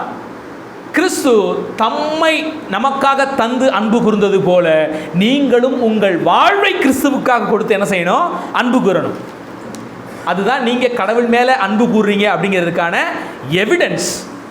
இப்போ நீங்கள் கண்ணாடி முன்னால் உங்கள் மூஞ்சியை பார்த்து, நான் உண்மையிலேயே ஆண்டவர் மேலே அன்பு கூறுறேனா அப்படிங்கிறத என்ன செய்யுங்க, பார்த்துக்கங்க. அருமையானவர்களே, இங்கே திருவசனத்தை கேட்கிறவர்களா மாத்திரம் இல்லை, அதன்படி என்ன செய்யணுமா, நடக்கிறவர்களா இருக்கணும். நீங்க கேட்ட திருவசனத்தின்படி இருக்கிறீங்களா அப்படிங்கிறத உங்களை நீங்களே உங்க கையில் விட்டுறேன். இயேசு கிறிஸ்துடைய மரணம் எதற்காக மட்டும் நீங்க புரிஞ்சுக்கிட்டு அதை உணர்ந்துட்டீங்க அப்படின்னா, நீங்க உண்மையாகவே கிறிஸ்துவுக்குள்ள நீங்களும் அவரோடு கூட பாவத்துக்கு மரித்து விட்டீர்கள். இப்போ நீதி செய்யும்படியாகத்தான் நான் உயிர்த்தெழுந்து கிறிஸ்துவுக்காக பிழைத்திருக்கிறேன், அந்த ஒரு சத்தியம் வந்துருச்சுன்னா உண்மையான ஒரு கிறிஸ்தவனாக நீங்கள் என்ன செய்ய முடியும்? சொல்றது புரியுதுங்களா? கிறிஸ்து நமக்காக மரித்தார் அல்லவா, அவருடைய மரணத்தோடு கூட நீங்களும் என்ன செஞ்சிட்டீங்க, பாவத்துக்காக அவரோடு கூட மரிச்சிட்டீங்க, நீங்களும் அடக்கம் பண்ணப்பட்டுட்டீங்க. அவர் எப்போ 3ஆம் நாளில் உயிர்த்தெழுந்தாரோ அதே மாதிரி நீங்களும் கிறிஸ்துவுக்குள்ளாக உயிர்த்தெழுந்து இருக்கிறீங்க. இந்த சத்தியத்தை நீங்கள் புரிஞ்சு உணர்ந்துட்டீங்கன்னா நீங்கள் உயிர்த்தெழுந்த வாழ்க்கை வாழ்வீங்க. சும்மா வருஷம் உயிர்த்தெழுதலை கொண்டாடிட்டு போக மாட்டீங்க. ஐயா, இயேசுநாதர் உயிர்த்தெழுந்தது வருடா வருடம் ஈஸ்டர் பண்டிகை கொண்டாடுவதற்காக இயேசு உயிர்த்தெழலை. நீங்கள் உயிர்த்தெழுந்த வாழ்க்கை வாழும்படி அவர் உயிர்த்தெழுந்தார். மறவாதிருங்க இதை. ரோமர் 5ஆம் அதிகாரம் உங்களுக்கு வீட்டு பாடம். ரோமர் 5 எடுத்து வாசிங்க. இயேசு கிறிஸ்து மரித்ததோடு கூட நானும் மரிச்சிருக்கிறேன். இயேசு கிறிஸ்து அடக்கம் பண்ணப்பட்டால் நானும் அடக்கம் பண்ணிட்டேன். இயேசு கிறிஸ்து உயிர்த்தெழுந்தது போல நானும் புதிதான ஜீவன் உள்ளவர்களாய் வாழும்படி நான் கிறிஸ்துவோடு கூட உயிர்ப்பிக்கப்பட்டிருக்கிறேன், உயிர்த்தெழுந்திருக்கிறேன். அந்த சத்தியத்தை தெளிவாக அந்த அதிகாரம் சொல்லும். இனி நீங்கள் உங்கள் மாம்சத்துக்கு செத்து நீதிக்கு என்ன செய்யணும்? பிழைக்கணும். உங்கள் அவயவங்களை முன்னாட்களிலே அநீதியின் ஆயுதங்களாக ஒப்பு கொடுத்தீர்கள். இப்பொழுது கிறிஸ்துவுக்கு நீங்கள் அடிமையானதினால் கிறிஸ்துவுக்காக உங்கள் அவயவங்களை நீதியின் ஆயுதங்களாக ஒப்பு கொடுங்கள். நீதி செய்யும்படி ஒப்பு கொடுங்கள். ஐயா, இதை தப்ப செய்யாம என்னால் இருக்க முடியல, கையெல்லாம் நடுங்குது. எப்ப? ரட்சிக்கப்படுவதற்கு முன்பாக. இப்ப நீங்க சொல்லணும், ஐயா இந்த நீதியை செய்யறத என்னால் விட முடியலையா, இந்த நல்லதை செய்யறத என்னால் விட முடியலையா, அடுத்தவங்களை மன்னிக்காம என்னால் இருக்க முடியல, அடுத்தவங்களுக்கு உதவி செய்யாம என்னால் இருக்க முடியல, அப்படிங்கிற அளவுக்கு நீங்க மாறி இருக்கணும். பார்த்துருக்கீங்களா? இந்த அடிக்டர், கேம் அடிக்டர், கையில் செல்லே இல்லாட்டி கை மட்டும் ஆடிக்கிட்டு இருக்கோம். அதுதான் அடிக்டர். அடிக்ட் ஆகிட்டான்னு அர்த்தம். சிலலாம் சாயந்தரம் 5 மணி ஆயிடுச்சுன்னா சில ஆளுக்கெல்லாம் அப்படியே பார்த்தீங்கன்னா கம்பெனிகளில், திருப்பூர் கம்பெனிகளில் கை காலெலாம் உதறும். அந்த டீ காசு 300 ரூபா கொடுக்கலைன்னா எவ்வளோ பேர் வேலைக்கு வரமாட்டான். சார் வேலையே இல்லாட்டி பரவாயில்ல, டீ காசு 300 ரூபா கொடுப்பியா? வந்துடுறேன். ஏன்னா 5 மணிக்கு மேலே அவரால் என்ன செய்ய முடியல, இருக்கவே முடியலை.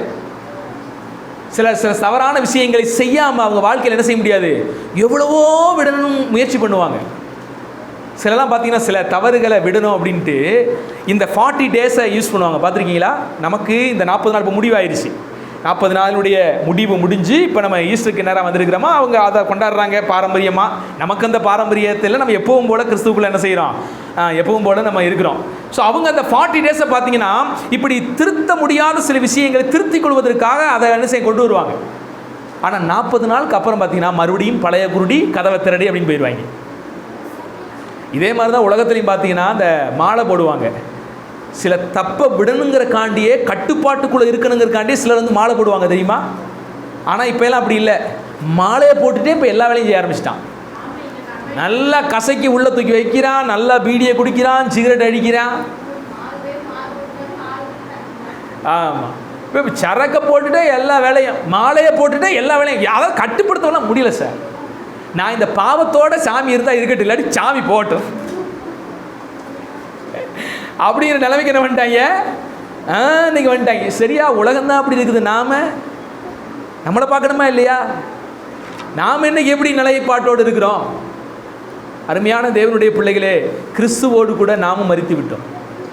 இனி நாம் முன்னாட்களிலே பாவத்துக்கு அடிமையாக இருந்தது போல இப்போ அடிமையாக இல்லாமல் நீதிக்கு அடிமையாக நம்மை ஒப்பு கொடுக்க வேண்டும் என்று ரோமர் 8ஆம் அதிகாரம் பேசுகிறது.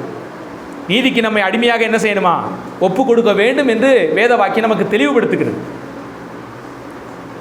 ஸோ கிறிஸ்துவின் மரணம் எதற்காக என்பதை நீங்கள் புரிந்து கொள்ளுங்கள். இதில் ஒரு முக்கியமான விடயம், சில இஸ்லாமிய சகோதரர்கள் இதை கேள்வி கேட்பாங்க. அப்பா எவ்வளோ பெரிய அநியாயம், அப்போ தான் இயேசுநாதர் மேலே பாசம் பொங்கி வழியுது அவங்களுக்கு. என்ன தெரியுமா, இயேசுநாதர் எந்த தப்பும் செய்யாதவர், பாவமும் செய்யாதவர். ஆனால் தப்பு செய்யாத இயேசு மேலே தப்பு செஞ்ச மனுஷங்களுடைய பாவத்தை தூக்கி வைப்பது எவ்வளோ பெரிய அநியாயம், அயோக்கியத்தனம். ஏன்னா அவங்க குர்ஆனில் சில வசனங்கள் இருக்குது. அது குர்ஆன் 6ஆம் அதிகாரம், குர்ஆன் 17ஆம் அதிகாரம், குர்ஆனுடைய 35ஆம் அத்தியாயத்தில் எல்லாம் பார்த்தீங்கன்னா அங்கே இன்னொருவருடைய சுமையை ஒருவர் மேலே அல்லாஹ் வைக்க மாட்டார். அதாவது உங்கள் சுமையை தூக்கி இன்னொரு பேர் மேலே என்ன செய்ய மாட்டார், அல்லாஹ் வைக்க மாட்டார். உங்கள் சுமையை நீங்கள் தான் சுமக்கணும். புரியுதுங்களா? அதாவது உங்கள் பாவத்தை நீங்கள் தான் சுமக்கணும். நீங்கள் என்ன தப்பு செஞ்சீங்களோ நீங்கள் தான் அதுக்கு அறுவடை செய்வீங்களுடைய, மற்றவர்களிடத்திலே இறைவன் கேள்வி கேட்க மாட்டார் அப்படின்னு குர்ஆனில் சில வாசகங்கள் இருக்குது. சரி, குர்ஆனில் மட்டும்தான் அது இருக்குதா? இல்லை. குர்ஆனுக்கு முன்பாகவே எழுதப்பட்ட பைபிள், குர்ஆன் முகமது என்கிற மனிதனால் என்ன செய்யப்பட்டது, கொஞ்சம் காப்பி அடித்து எழுதப்பட்டது. பைபிளை காப்பி அடித்து சில விஷயங்களை எழுதி கொஞ்சம் சொந்த கருத்து, சோக கருத்து அப்படிலாம் போட்டு மேக்கப் பண்ணி அது ஒரு புத்தகமாக என்ன பண்ணியிருக்காங்க, வச்சிருக்கிறாங்க. ஸோ கடவுள் சொன்ன அந்த ஜீவனுள்ள வார்த்தைகள் குர்ஆனிலும் இருக்கிறபடினால் குர்ஆனிலும் சில சட்டத்திட்டங்கள், சில நீதி நியாய சட்டத்திட்டங்கள் அதிலேயும் அடிப்படையில் இருக்கிறது. ஆனால் என்ன தான் காப்பி அடித்தாலும் சில நேரத்தில் சில மிஸ்டேக்கில் மாட்டிக்கிடுவோம். அந்த மாதிரி குர்ஆனில் அவங்க குர்ஆன் சொல்கிற இந்த விஷயம் உண்மைதான். என்ன, ஒருவர் செய்கிற தவறுக்கு இறைவன் இன்னொருவர் மேலே அந்த தப்பை தூக்கி என்ன செய்ய மாட்டார், வைக்க மாட்டார். இதே விஷயத்தை பைபிளிலே என்ன செய்யப்பட்டிருக்குது, இதற்கு முன்பாக இருந்த பைபிளிலேயும் நேர்த்தியாக குறிக்கப்பட்டிருக்குது. நீங்கள் எசேக்கியேல் புத்தகத்தில் வாசிக்கும் போது 18ஆம் அதிகாரம் 20ஆம் வசனத்தை வாசிக்கும் போது பாவம் செய்கிற ஆத்மாவே சாகும் என்று எழுதப்பட்டிருக்கிறது. ஆண்டவர் இந்த இடத்துல அழகா சொல்லுவார், எவன் பாவம் செய்கிறானோ அவன் ஆத்மா தான் சாகும். அவனுடைய பிள்ளையின் இடத்துலையோ, பிள்ளைகள் பாவம் செய்த போது அவங்க அப்பாவின் இடத்துலையோ, அப்பா தவறு செய்யும் போது பிள்ளைகள் இடத்துலையோ அந்த பாவத்தை என்ன செய்ய மாட்டேன், கேட்க மாட்டேன். ஆனால் இஸ்ரவேல் மக்கள் தவறாக ஒரு பழமொழியை சொல்லி வர்றாங்க. பிதாக்கள் நெல்லிக்காய்களை கடித்தார்கள், அதாவது திராட்சை காய்களை கடித்தார்கள், பிள்ளைகளின் பற்கள் கூசி போயிற்று என்று சொல்லிக்கிட்டு வர்றாங்க. அந்த வழக்கம் பொய்யான வழக்கம். இனிமே உங்கள் தேசத்தில் இப்படி செய்யாதீங்க, சொல்லாதீங்க. ஏன்னா எவன் தப்பு செய்கிறானோ அவனிடத்துல தான் நான் விசாரிப்பேங்கிறத கர்த்தர் தெளிவுபடுத்திட்டார். சில வசனங்கள்லாம் அப்படி பிதாக்கள் செய்த அக்கிரமத்தை பிள்ளைகளிடத்தில் தேவன் கேட்பது போல் இருக்கும் பார்த்தீங்களா, அதெல்லாம் அந்த அர்த்தம் இல்லை. அதெல்லாம் வேறு அர்த்தத்திலே சொல்லப்பட்ட வசனங்கள். எப்பவுமே ஆண்டவர் எந்த இடத்துலையுமே பிள்ளைங்க செஞ்ச தப்பை அப்பா அம்மா கிட்டேயோ, அப்பா அம்மா செஞ்ச தப்பை பிள்ளைகளிடத்துலையோ என்ன செய்ய மாட்டார், கேட்க மாட்டார். இதில் நுணுக்கமான இருக்கிற சத்தியத்தை புரிஞ்சுக்கணும். பிள்ளைகள் செய்கிற தப்புக்கு சில நேரத்தில் பெற்றார் உறுதுணையாக இருந்திருப்பார்கள், பெற்றார் அதை கண்டும் காணாமல் இருந்திருப்பார்கள். அதற்காக என்ன செய்யலாம், பிதாக்கள் தண்டிக்கப்படலாம். கர்த்தர் என்னைக்குமே நீதி உள்ளவர். ஏலி தன்னுடைய பிள்ளைகள் செஞ்ச தப்பை என்ன செய்யலை, சரியாக உருப்படியாக தட்டி கேட்கல, அதை கண்டிக்கிற மாதிரி அவர் கண்டிக்கலை. அதனால சில நேரங்களில் ஏலியின் இடத்துல என்ன செஞ்சிச்சு, அதை ஆண்டவர் கண்டித்து சொன்னார். அங்கே ஏலியும் பிடரி முறிந்து செத்து போனதை பார்க்குறோம். தப்பு செஞ்ச அந்த 2 பிள்ளைகளையும் கூட ஓப்பினி பிணகாசம் என்ன பண்ணாங்க. ஆண்டவர் நியாயம் உள்ளவர், அவர் நீதி உள்ளவர், என்றைக்குமே தவறாக செய்ய மாட்டார். ஒருவேளை அப்பா அம்மா நீதி உள்ளவராக இருந்து பிள்ளைகள் தெரியாமல், அப்பா அம்மாவுக்கே தெரியாமல் தப்பு செய்யும்போது அவன் தெரியாமல் செஞ்ச தப்பை அப்பா அம்மாட்ட போய் கேட்டு அப்பா அம்மாவெல்லாம் தண்டிக்க மாட்டார் ஆண்டவர். புரியுதுங்களா? அது மாதிரி அப்பா செஞ்ச ஒரு தப்பை பிள்ளைகள்கிட்ட போய் ஆண்டவர் என்ன செய்ய மாட்டார், உங்கள் அப்பா இந்த தப்பு செஞ்சான் அதனால உன்னைய நான் தண்டிக்காமல் விட மாட்டேன்டா அப்படின்னு என்ன செய்ய மாட்டார் ஆண்டவர். அப்படிலாம் ஆண்டவர் தண்டிக்க மாட்டார். அப்படி யாரையும் தண்டித்ததாக வேதாகமத்தில் நம்ம என்ன செய்ய முடியாது, பார்க்க முடியாது. சில நேரங்களில் இருவருமே பாவகிகளாக இருப்பாங்க. அப்போ இருவருக்குமே அந்த நியாய தீர்ப்பு என்ன செஞ்சுருக்கோம், வந்திருக்கும். அப்படி தான் பார்க்க முடியுமே ஒழிய வேறு மாதிரியாக வேதத்திலே பார்க்க முடியாது. ஆனால் வேதாகமம் ஒன்றை நமக்கு தெளிவுபடுத்துகிறது. என்ன, ஆண்டவர் யாருடைய, அதாவது இந்த வசனம், அதாவது எசேக்கியேல் 18 பார்க்குறோம் அல்லவா, பாவம் செய்கிற ஆத்மாவே சாகும், பாவம் செய்யாத ஆத்மாவை ஆண்டவர் என்ன செய்ய மாட்டார், தண்டிக்க மாட்டார். அப்போ பாவம் செய்யாத இயேசு கிறிஸ்துவை ஏன் தண்டித்தார்? கேள்வி ரொம்ப லாஜிக்காக இருக்குல்ல, சரியான கேள்வி மாதிரி தானே இருக்குது. அப்போ பாவம் செய்யாத இயேசு கிறிஸ்துவை எதுக்கு தண்டிச்சார்? நல்லா இங்கே கவனிங்க. இதில் 2 முக்கியமான சத்தியங்கள் இருக்குது. நான் அடிக்கடி சொல்லக்கூடிய சத்தியம்தான். ஏன் அப்படின்னா, மனிதனுடைய அந்த பாவத்திலிருந்து விடுவிக்க எந்த மனிதனாலும் அது முடியவே முடியாது. ஏன்னா ஆண்டவர் ஆதியிலிருந்தே ஒரு சட்டத்தை கொடுத்துட்டாரு, பாவத்தின் சம்பளம் மரணம். அப்போ நிச்சயமாக பாவம் செய்கிற எல்லாரும் மரணம்தான் ஆகணும். அப்படிங்கும்போது அந்த மரணத்திலிருந்து மனிதனை மீட்டு நித்திய ஜீவனுக்குள்ளே கொண்டு போகணும்னா அந்த பாவத்திலிருந்து ஒரு பரிகாரம் செய்யப்படணும். அப்போ உலகத்தில் இருக்கிற எல்லாரும் பாவிகளாக இருக்கும்போது அந்த பாவத்துக்கான பிரதிச்சத்தை யார் செய்ய முடியும்? ஏன்னா ஒரு பலி எப்படிப்பட்ட பலியாக இருக்கணுமா, அது பழுதற்ற பலியாக இருக்கணுமா. உங்களை ஒருவர் மீட்கிறார் அப்படின்னா அந்த மீட்கிற நபர் எப்படிப்பட்டவராக இருக்கணும், ரொம்ப பரிசுத்தம் உள்ளவராக என்ன செய்யணும், இருந்தால் மட்டும்தான் அவரால் உங்களை மீட்க முடியும். ஒரு குற்றவாளி இன்னொரு குற்றவாளியை என்ன செய்ய முடியாது, காப்பாற்ற முடியாது. 2 பேரும் தூக்குத்தண்டனை கைதி, இன்னொரு தூக்குத்தண்டனை கைதி அவனை காப்பாற்ற முடியுமா? ஒரு நாளும் காப்பாற்ற முடியாது. நல்லா தெரிஞ்சுக்கங்க. ஒரு கல்வன் இன்னொரு கல்வனை என்ன செய்ய முடியாது, காப்பாற்ற முடியாது. ஆக இந்த உலகத்தில் இருக்கிற எல்லாரும் பாவம் செய்து தேவ மகிமை அற்றவர்களாக போன பொழுது மனுக்குலத்தை யாரால் காப்பாற்ற முடியும்? அதனால தான் தேவன் ஒரு திட்டம் வகுத்து தேவனே மனு உருவெடுத்து இந்த பூமிக்கு வந்து அவர் என்ன செய்தார், நமக்காக மரித்து பாவத்திற்கான பிராயச்சித்தத்தை அவர் உண்டாக்கினார். நம்பர் 1 இது. 2வது ஒரு முக்கியமான விஷயத்தை கேளுங்க. ஏன் ஆண்டவராகிய இயேசு கிறிஸ்து மேலே பிதாவாகிய தேவன் இதை பலியை சுமத்தினார்? ஆண்டவர் நீதி உள்ளவராய் இருக்கிற பட்சத்தில் பாவம் செய்கிற ஆத்மாவே சாகும் என்கிற சத்தியம் தெளிவாக எழுதப்பட்டிருக்கப்ப பாவம் செய்யாத இயேசுவின் மேலே ஏன் பிதாவாகிய தேவன் கொண்டு வந்து மனுக்குலத்தினுடைய பாவத்தை வச்சாரு?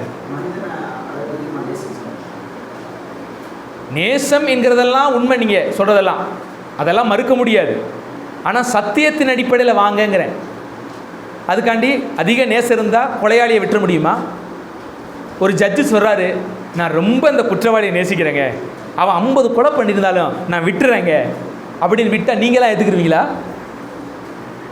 நம்மளால் ஏற்றுக்க முடியாதுல்ல, அது ஒரு நீதியாக இருக்காதுல்ல. அப்போ பிதாவாகிய தேவன் குமாரனை இப்படி தண்டனைக்கு உட்படுத்துவது நியாயமா? நல்லா கவனிங்க, வேதம் தெளிவாக நமக்கு வேதம், நீங்கள் வேதம் இருக்குது பார்த்தீங்களா, ஐயோ என்னால் அதை எப்படி நான் வர்ணிக்கிறேன்னு எனக்கு தெரியலைங்க. கர்த்தருடைய வேதம் அது பரிசுத்தம் உள்ளது, அது மாசற்றது, அதில் எந்த பிழையும் கண்டுபிடிக்க முடியாது.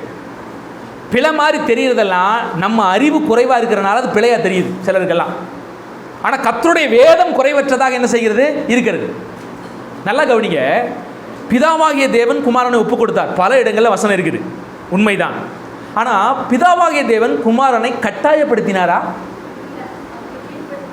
எங்கேயாவது குமாரனாகிய தேவனை பிதாவாகிய தேவன் கட்டாயப்படுத்தி அங்கே பலியாக கொண்டு போய் செலுத்த வச்சார் அப்படின்னு எங்கேயாவது இருக்குதா? எங்கேயுமே இல்லை. ஐயா, மேலோட்டமாக ஆபிரகாம் ஈசாக்கை பலியிட கொண்டு போறான் அல்லவா, ஈசாக்கு நான் பலியிட நான் சம்மதிக்க மாட்டேன், என்னை விட்டுருங்கப்பா அப்படின்னு ஓடுனானா? ஈசாக்கே தன் தகப்பனுக்கு கீழ்ப்படிஞ்சு என்ன செஞ்சாரு? அப்படியே அர்ப்பணிச்சார். அதற்கும் மேலான சத்தியம்தான் பிதாவுக்கும் குமாரனுக்கு இருக்கிற சத்தியம். குமாரனுடைய சிந்தையும் சித்தமும் பிதாவாகிய தேவனுடைய சித்தமும் சிந்தையும் ஒரே சிந்தையாக இருந்தது. அவர்கள் சிந்தையிலே ஒருமித்த கருத்துள்ளவர்கள் எப்பவுமே. ஒரு வசனத்தை நம்ம வாசிக்கலாமே, குமாரன் தானாக விரும்பிதான் என்ன செய்தாரு? நமக்காக அந்த ஜீவனை கொடுத்தார். வாசிக்கலாம், யோவானின் புத்தகம் 10ஆம் அதிகாரம் 17வது வசனத்தையும் 18வது வசனத்தையும் வாசிங்களேன்.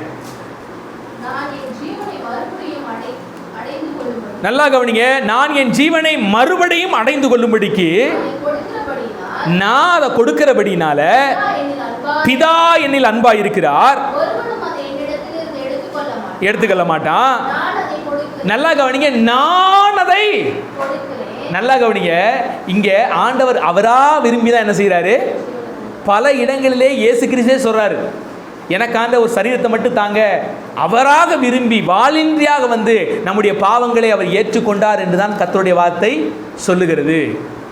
ஸோ யாரும் இயேசு கிறிஸ்துவை கட்டாயப்படுத்தவே இல்லை. அவர் விரும்பி, அவர் நம் மீது வைத்த அன்பினால தம்மை கொடுத்து என்ன செய்தாரு? இப்போ இது குற்றமாக முடியுமா? ஐயா, நான் ஒன்று கேட்குறேன், நல்லா கவனிங்க. ஒரு 1 கோடி ரூபா கடன் வச்சுக்கங்க, ஒரு ஆள் வாங்கிட்டார், அவரால் கொடுக்க முடியல, அவரால் கொடுக்கவே முடியாது.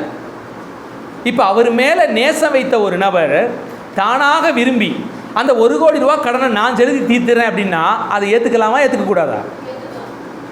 எங்கே தப்புன்னு தெரியுமா? நீ அவன் சொந்தக்காரன் தானே, அவன் 1 கோடி ரூபா வாங்கிட்டான், நீ கண்டிப்பாக கொடுத்தே ஆகணும், நீ தாண்டா கொடுக்கணும் அப்படின்னு அவனை பிடிச்சி சட்டையை பிடிச்சி கைது பண்ணி அவனை அடிக்கிறது, இதுதான் தப்பு. கட்டாயப்படுத்துறது தான் தப்பு. ஆனால் விரும்பி, நானாக விரும்பி, ஐயா அந்த சகோதரனுடைய கடனை நான் ஏற்றுக்கிறேன், என்கிட்ட கொஞ்சம் பொருளாதாரம் இருக்குது, அவருடைய கடனை நான் ஏற்றுக்கிறேன், ஐயா எத்தனை லட்சமானாலும் பரவாயில்ல நான் செய்கிறேன் அப்படிங்கிற போது அது நீதியா அநீதியா? சட்டத்தின் அடிப்படையிலே அது நீதிதான். அந்த நீதியை தான் பிதாவாகிய தேவன் உபயோகித்தார். இயேசு கிறிஸ்துவே நம்மேல் வைத்த அன்பினால் தானாக வந்து நமக்காக, சகோதரர்களாகிய நமக்காக அவர் ஜீவனை என்ன செய்தாரு? கொடுத்தார். இதில் எந்த அநீதியும் சொல்லவே முடியாது. இயேசு கிறிஸ்து தானாக முன் வந்து நம்முடைய பாவ கடனை அவர் என்ன செய்தாரு? தீர்த்தார். எவ்வளவு ஆச்சரியமான வேதம் பாருங்களேன். எந்த இடத்துலையும் குமாரனாகிய தேவனை பிதாவாகிய தேவன் என்ன செய்யலை? கட்டாயப்படுத்தினதாக வசனம் பார்க்க முடியாது. 2 பேரும் ஒரே எய்முக்காக தான் உழைச்சாங்க. ஒரே சிந்தனையோடு அவங்க செயல்பட்ட விதத்தை என்ன செய்ய முடியுது? நம்மால் வேதாகமத்தில் பார்க்க முடியுது. ஆக இஸ்லாமியர் கேட்குற கேள்வி, அவங்க அறியாமையினால இந்த கேள்வி கேட்குறாங்க. இதை தாண்டி அவர்களுடைய குர்ஆன்லேயே பார்த்தீங்கன்னா இதுக்கான விடை இருக்கும். ஆனால் விடை தெரிஞ்சாலும் அவங்க கண் குருடாக்கப்பட்டிருக்கிறபடினால விடை அவங்களுக்கு தெரியவே தெரியாது. ஆண்டவர் அன்னைக்கு இருந்த பரிசேயர்களை பார்த்து ஒரு வார்த்தை சொல்லுவார், குருடருக்கு வழிகாட்டியான குருடர்களே அப்படிம்பாரு. அவங்க என்ன செய்கிறாங்கன்னா குருடருக்கு வழிகாட்டுகிற குருடர்கள். கடைசியில் என்ன நடக்கும்? ஆண்டவர் சொல்வார், 2 பேரும் குடியிலே விடுவார்கள். குருடனுக்கு குருடன் வழிகாட்ட முடியுமா ஐயா?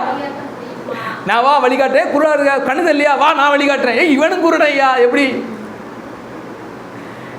நல்லா கவனிங்க, அவங்க குர்ஆன்லேயே ஒரு பகுதி இருக்குது, ஆனால் அந்த பகுதி மிகப்பெரிய ஆள்மாறாட்டம், அது வேற. ஆமாம், காப்பி அடித்தவர் கொஞ்சம் சரியாக காப்பி அடிக்கலை, கொஞ்சம் மிஸ் அண்டர்ஸ்டாண்டிங் பண்ணிட்டாரு சில காரணத்தினால.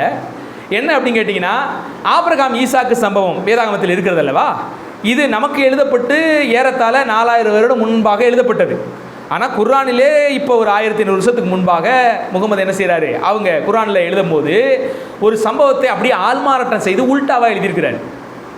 ஆபிரகாம் ஈசாக்கு சம்பவத்தை அவர் ஆபிரகாம் இஸ்மவேல் என்று மாற்றி எழுதியிருக்கிறார். அவ்வளோதான் மிஸ்டேக், ஒரு ஆள்மாறாட்டம் நடந்துச்சு. ஆபிரகாம் தன்னுடைய வாக்குத்தத்தம் பண்ணப்பட்ட குமாரனாகி ஈசாக்கை தான் பலியாக என்ன செய்கிறாரு, கொண்டு போறாரு மோரியா மலைக்கு. ஆனால் ஆண்டவர் கிருபையாக ஈசாக்கை காப்பாற்றி ஒரு ஆட்டை என்ன செய்கிறாரு, பலி கொடுக்க வைத்தார். இதே சம்பவம் குர்ஆனிலும் இருக்கிறது. அது குர்ஆன் பகுதியில் 37ஆம் அத்தியாயத்தில் இதை நம்ம பார்க்க முடியும். இதே சம்பவம், ஆனால் கொஞ்சம் ஆள்மாறாட்டமாக. என்னன்னா, ஆபிரகாம் இஸ்மவேலை கொண்டு போறார் பலியாக. ஆமாம், ஏன் அப்படி எழுதினாருன்னு தெரியல. ஒருவேளை அவர் ஏதாவது கற்பனை பண்ணி எழுதியிருப்பார். ஏன்னா மூத்த மகன் யார் தான், இஸ்மவேல் தான். அதனால அவர் கொண்டு போயிரு இஸ்மவேலாக தான் இருக்க முடியும் அப்படின்னு நம்ம மாற்றி எழுதி வைப்போம் அப்படின்னு எழுதிட்டார் போல. சரி, ஏனி ஏதோ ஒன்று எழுதி வச்சிருக்கிறாரு, அவங்க ஏமாந்து அதில் இருக்கிறாங்க. 4000 வருஷத்துக்கு முன்பாக சொல்லப்பட்ட ஒரு தரவு உண்மையா, அது இப்போ யாராவது ஒருத்தர் எழுதி சொல்கிறது உண்மையா? யோசிச்சு பாருங்க. அதுதான் உண்மையாக இருக்கும், ஆத்தன்டிக்கானதாக இருக்கும். அவங்க பல்லாயிரக்கணக்கான வருஷமாக அதை என்ன செய்யிருக்காங்க, பைபிளாக எழுதி அவங்க வாசிட்டு வந்திருக்கிறாங்க. தோரா அப்படிங்கிற அந்த பைபிளாக எழுதி அவங்க வாசிட்டு வர்றாங்க. அவங்கக்கிட்ட ஹிஸ்ட்ரி அப்படியே இருக்குது. திடீர்னு இடையில வந்து இல்லை அது அது அவர் வேறு அப்படின்னா எப்படி அதை நம்புறது? நிறைய முரண்பாடு இருக்கும். அதே மாதிரி நீங்கள் குர்ஆனில் பார்த்தீங்கன்னா திரித்துவம் என்கிற விஷயத்தை கொஞ்சம் உல்டாவாக மாற்றி எழுதியிருப்பார் அதில். ஏன்னா அது கிறிஸ்துவுக்கு அப்புறம் 600 வருடத்துக்கு அப்புறம் தானே எழுதுறாரு அதை. அப்போ அவர் அறிவின்படி திரித்துவம்னா என்ன, நம்ம பைபிளில் பார்க்குறது என்னது, பிதாவாகிய தேவன், குமாரனாகிய தேவன், பரிசுத்தாவிய தேவன், இவர் மூவர்களும் ஒரே தேவனாக இருக்கிறார்கள். இது வந்து பைபிள் காண்பிக்கிற, நம்ம திரித்துவங்கிற வார்த்தை பைபிள் இல்லை, ஆனால் நம்ம அதை செய்கிறோம், அப்படி சொல்லிக்கிறோம். ஆனால் ஒரே தேவன் தான். ஆனால் குர்ஆனில் அது எப்படி இருக்குது தெரியுமா, அல்லாஹ் ஒரு தேவன். அல்லாஹ் வந்து இப்போ இயேசுநாதரை கூப்பிட்டு பஞ்சாயத்து வைக்கிறார். புரியுதுங்களா? அல்லாஹ் ஒரு கடவுள், இயேசு கிறிஸ்து ஒரு கடவுள், மரியாள் ஒரு கடவுள். அந்த மாதிரி உன்னையையும், அதாவது மூசா நபியாகிய உன்னையை, ஈசா நபியாகிய உன்னையையும், உன் அம்மாவாகிய மரியாளையும் வணங்க வேண்டும் என்று நீ எதுவும் சொன்னியா அப்படின்னு அல்லாஹ் கேட்குற மாதிரி அங்கே வரும். அங்கே வேற மாதிரி ஒரு திருத்துவத்தை காமிக்கிற மாதிரி வரும். ஏன் இந்த குழப்பம் வந்துச்சுன்னா, ஏன்னா கிபி 500க்கு அப்புறம் அந்த 600 காலகட்டத்திலேயே கான்ஸ்டாண்டினுக்கு அப்புறம் சபை கொஞ்சம் கொஞ்சமாக குளறுபடி அனுப்பிச்சு பார்த்தீங்களா, அந்த 600 காலகட்டத்திலேயே இந்த மரியாள் வணக்கம் அப்படிங்கிறது கொஞ்சமாக உள்ள நுழைய ஆரம்பித்த காலம். அப்போ அந்த காலகட்டத்தில் குர்ஆன் எழுதப்பட்டதுனால அதை கணக்கில் பண்ணி இவர் எழுதி வச்சுட்டார் உள்ளக்க, வேற ஒன்றும் இல்லை. இப்போ சம்பவத்துக்கு வாங்க. இப்போ என்ன நடக்குது பாருங்க, அவர்களுடைய குர்ஆனிலேயே இஸ்மவேலை கொண்டு போக, சரி அவங்க தப்பாக ஆள்மாறாட்டம் செஞ்சாலும் நம்ம இஸ்மவேல்னு சொல்லி பார்ப்போமே. இஸ்மவேலை ஆபிரகாம் மோரியா மலைக்கு கொண்டு போகிறார். இப்போ என்ன நடக்குது தெரியுமா, அங்கே கடவுள் இஸ்மவேலை தான் பலியிட சொன்னார். ஆனால் இப்போ பலி கொடுக்க வேணாம், அதுக்கு பதிலாக நான் வேற ஒன்றை நியமித்திருக்கிறேன் அப்படின்னு அந்த ஆட்டை என்ன செய்கிறாங்க. இதே சம்பவம் குர்ஆனில் இருக்குது. நான் இப்போ ஒன்று கேட்குறேன், பலியிட சொன்னது யார், இஸ்மவேல் தானே. இப்போ இஸ்மவேல் தானே பலியிட்டு இருக்கணும், ஏன் அதற்கு மாட்டாக ஒரு ஆட்டை கொண்டு வந்து பலியிட்டாங்க? அப்போ கடவுள் வந்து ஏன் அப்படி மாற்றினாரு, பலிப்பொருளை ஏன் மாற்றுறாரு? அப்போ அவங்க அதுலேயே கொஞ்சம் விடை இருக்குது. ஆராய்ச்சி பண்ணி பார்த்தா அவங்க குர்ஆனுக்குள்ளேயே என்ன இருக்குது, இதற்கான விடையை நம்மளால் தெரிஞ்சுக்க முடியும். இப்போ கடவுள் நினச்சா என்ன செய்ய முடியும், மாற்ற முடியும். கடவுள் அங்கே மாற்றுகிறார். அங்கே கடவுள் தான் வார்த்தையாக கேட்கிறார், இஸ்மவேலை பலி கொடுக்குன்னு கடவுளே மாற்றிட்டார். இஸ்மவேலை பலி கொடுக்க வேணாம், அந்த ஆட்டை பலி கொடு அப்படின்ட்டார். ஸோ தேவன் ஒன்று செய்தால் அது நீதி உள்ளதாகத்தான் என்ன செய்யும் இருக்கும். அப்போ வேதத்திலே நாம் தெளிவாக பார்க்க முடிகிறது, இயேசு கிறிஸ்து நமக்காக பலியானது அது அநியாயம் அல்ல. அவர் தானாக விரும்பி நம்முடைய பாவ கடனை என்ன செஞ்சார், சிலுவையில் நமக்காக சுமந்து தீர்த்தார் என்பதை தெளிவாக புரிந்து கொள்ள முடியும். ஸோ இறுதியாக உயிர்த்தெழுதலில் இருக்கிற ஆசீர்வாதங்களை சில வசனங்களை பார்த்துடலாம். நிறையா இருக்குது, நம்ம ஓரிரு வசனங்களை மட்டும் உங்களுக்கு காண்பித்து கொடுத்து விட்டு உயிர்த்தெழுதல் என்ன நமக்கு போதிக்கிறது, சும்மா இயேசு உயிர்த்தெழுந்தார் என்கிற சொல்கிற விஷயத்தில் அல்ல, அந்த உயிர்த்தெழுதலுக்குள் சபைக்கான சத்தியம் என்ன இருக்கிறது என்பதை நாம் சில வசனங்களை நம்ம பார்க்கலாம். நல்லா கவனிங்க. புதிய வாழ்க்கையின் ஆரம்பத்தை இந்த உயிர்த்தெழுதல் நமக்கு என்ன செய்யுது, காண்பிக்கிறது. இயேசு கிறிஸ்து உயிர்த்தெழுந்தது போல நமக்கும் நித்திய உயிர்த்தெழுதலை நம்பிக்கையை நமக்கு கொடுக்கிறது. நாம் எல்லாரும் கடைசி காலத்தில் என்ன செய்ய போகிறோம், கடைசி நாட்களிலே உயிர்த்தெழ போகிறோம். நம்ம எல்லாருக்கும் ஒரு உயிர்த்தெழுதல் உண்டு இறுதி நாட்களிலே. ஆனால் இப்போ அந்த உயிர்த்தெழுதலின் வல்லமையோடு வாழ வேண்டும். அந்த வல்லமையை நமக்கு கொடுக்கிறது தான் இயேசு கிறிஸ்துனுடைய உயிர்த்தெழுதல். அதை மறந்துடாதீங்க. இப்போ ஒரு வசனத்தை வாசிங்களேன். ரோமரின் புத்தகம் 6ஆம் அதிகாரம் 4வது வசனத்தை வாசிங்க. மேலும் நல்லா கவனிங்க, பிதாவின் மகிமையினாலே கிறிஸ்து மரித்தோரிலிருந்து எழுப்பப்பட்டது போல. ஐயா, இந்த வசனத்தை நல்லா கவனிங்க.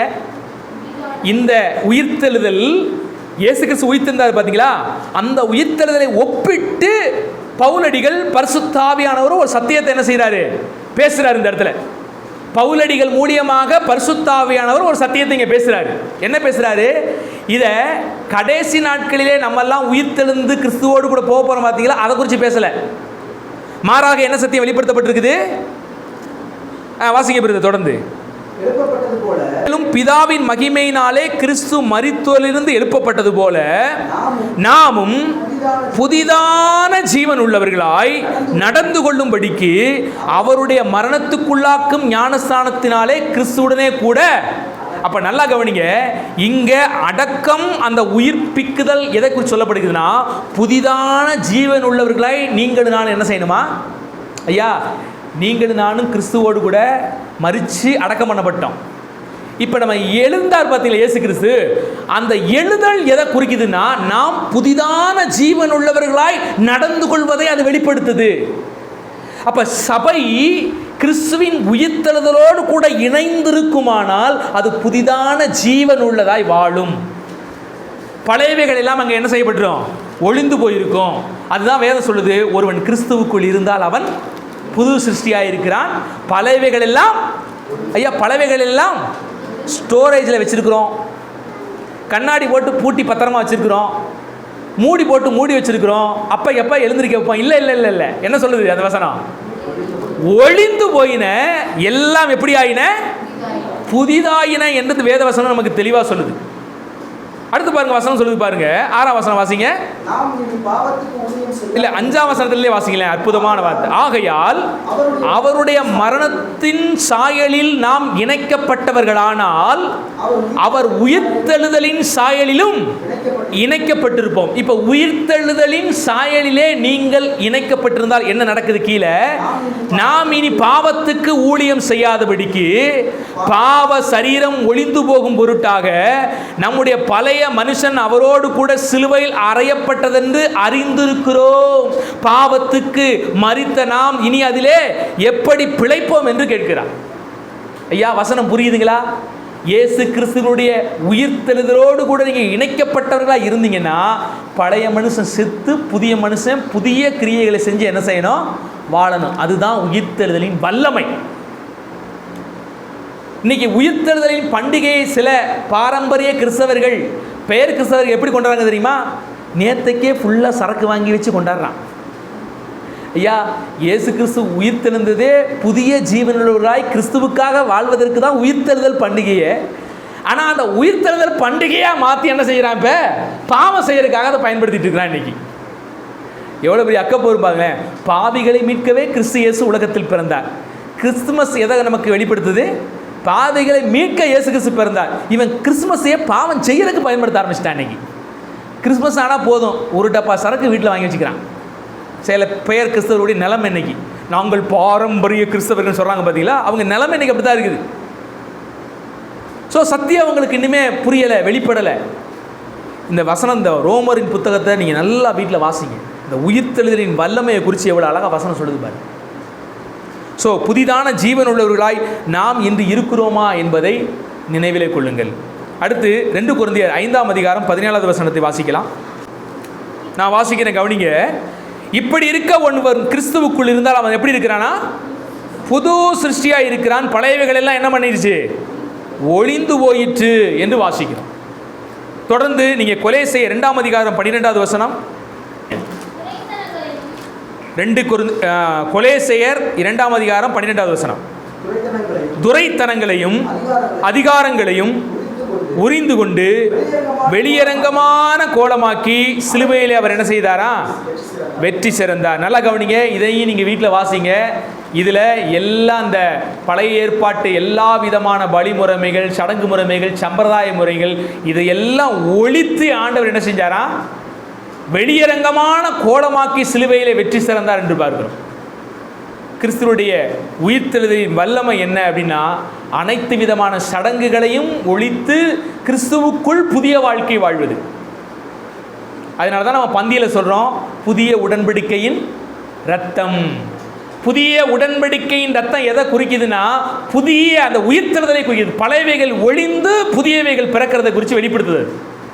பழைய உடன்படிக்கை ஒழிந்து விட்டது, புதிய உடன்படிக்கைக்குள்ளே நீங்கள் நான் என்ன செஞ்சிட்டோம்? வந்துவிட்டோம் என்பதை வெளிப்படுத்தக்கூடிய ஒரு வசனம் இது. ஆகையால் தேவனுடைய பிள்ளைகளே, இன்னைக்கு கிறிஸ்துவோடு கூட உயிர்த்தெழுந்தவர்களாக நீங்கள் நான் இருக்கிறோமா? இல்லாத ஒரு பண்டிகையாக மட்டும் பார்த்துட்டு ஓடிக்கிட்டு இருக்கிறோமா? கிறிஸ்துவோடு கூட நாமும் உயிர்ப்பிக்கப்பட்டிருக்கிறோம். எதற்காக உயிர்ப்பிக்கப்பட்டிருக்கிறோம்? புதிய வாழ்க்கை, கிறிஸ்துவோடு இணைந்த வாழ்க்கை, கிறிஸ்துவுக்கு பிரியமான வாழ்க்கை, உலகத்தோடு ஒட்டாத ஒரு வாழ்க்கை, உலகம் போகுதே அந்த போக்கிலே போகாத ஒரு வாழ்க்கை வாழும்படி நீங்கள் ஒரு புதிய படைப்பாக நீங்கள் என்ன செஞ்சுருக்கீங்க? வாழும்படி கிறிஸ்துவோடு கூட உயிர்த்தெழுந்திருக்கிறீங்க. அதுதான் கிறிஸ்துவின் உயிர்த்தெழுதல் சபைக்கு கற்றுக் கொடுக்குற சத்தியம். நாம் இன்னைக்கு புரியாதனால கிறிஸ்துவின் உயிர்த்தெழுதலை பண்டிகை மாதிரி வச்சுட்டு ஓட ஆரம்பிச்சிட்டோம். அது பண்டிகை அல்லையா. கிறிஸ்துவின் உயிர்த்தெழுதல் உங்கள் வாழ்க்கையை வெளிப்படுத்துகிறதா இருக்குது. உங்கள் வாழ்க்கையை அது ஊக்கப்படுத்துகிறதா இருக்கிறது. நீங்கள் புதிய ஒரு துவக்கத்தை தேவன் உங்களுக்காக கொடுத்திருக்கிறார். அந்த புதிய துவக்கத்தை தேவனுக்காக வாழும்படியாக நாம் அழைக்கப்பட்டிருக்கிறோம் என்ற சத்தியத்தை வெளிப்படுத்துகிறதா இருக்கு. எப்படி தெரியுமா? மறுபடியும் நீங்கள் குழந்தையா பிறந்து வாழும்படியான ஒரு சந்தர்ப்பம் கிடைச்சுன்னா எப்படி இருப்பீங்க? நீங்கள் அதுபோலதான் கிறிஸ்துவினுடைய உயிர்த்தெழுதல் உங்களுக்கு கொடுத்திருக்கிறேன். ஒருவன் கிறிஸ்துவுக்குள் இருந்தால் அவன் புது சிருஷ்டியாக இருக்கிறான். இந்த வார்த்தை என்ன தெரியுமா? அந்த உயிர்த்தெழுதலின் வல்லமை என்ன தெரியுமா? இயேசு கிறிஸ்து உங்களுக்கு ஒரு புதிய வாழ்க்கையை கொடுத்திருக்கிறார். எவ்வளவு பெரிய சான்ஸ் இது, யோசிச்சு பாருங்களேன். முந்தின வாழ்க்கை தான் மோசமான வாழ்க்கை, பாவியான வாழ்க்கை, அக்கிரமம் நிறைஞ்ச வாழ்க்கை. அதனால நமக்கு மரண தண்டனை இருந்துச்சு. கர்த்தர் அப்படியே அந்த வாழ்க்கைக்கு ஒரு முற்றுப்புள்ளியை அவர் வைத்து விட்டு ஒரு புதிய துவக்கத்தை உங்கள் வாழ்க்கையில் கொடுத்துடுறாரு. கிறிஸ்துவின் உயிர்த்தெழுதலின் மூலமாக புதிதான ஜீவன் உள்ளவர்களாய் நீங்கள் வாழும்படியாக உங்களுக்கு என்ன செஞ்சிருக்காரு? ஆண்டவர் ஒரு வாய்ப்பு கொடுத்திருக்கிறார். ஸோ அந்த புதிய ஜீவனிலே நீங்கள் தேவனுக்கு பிரியமாய் வாழணும்.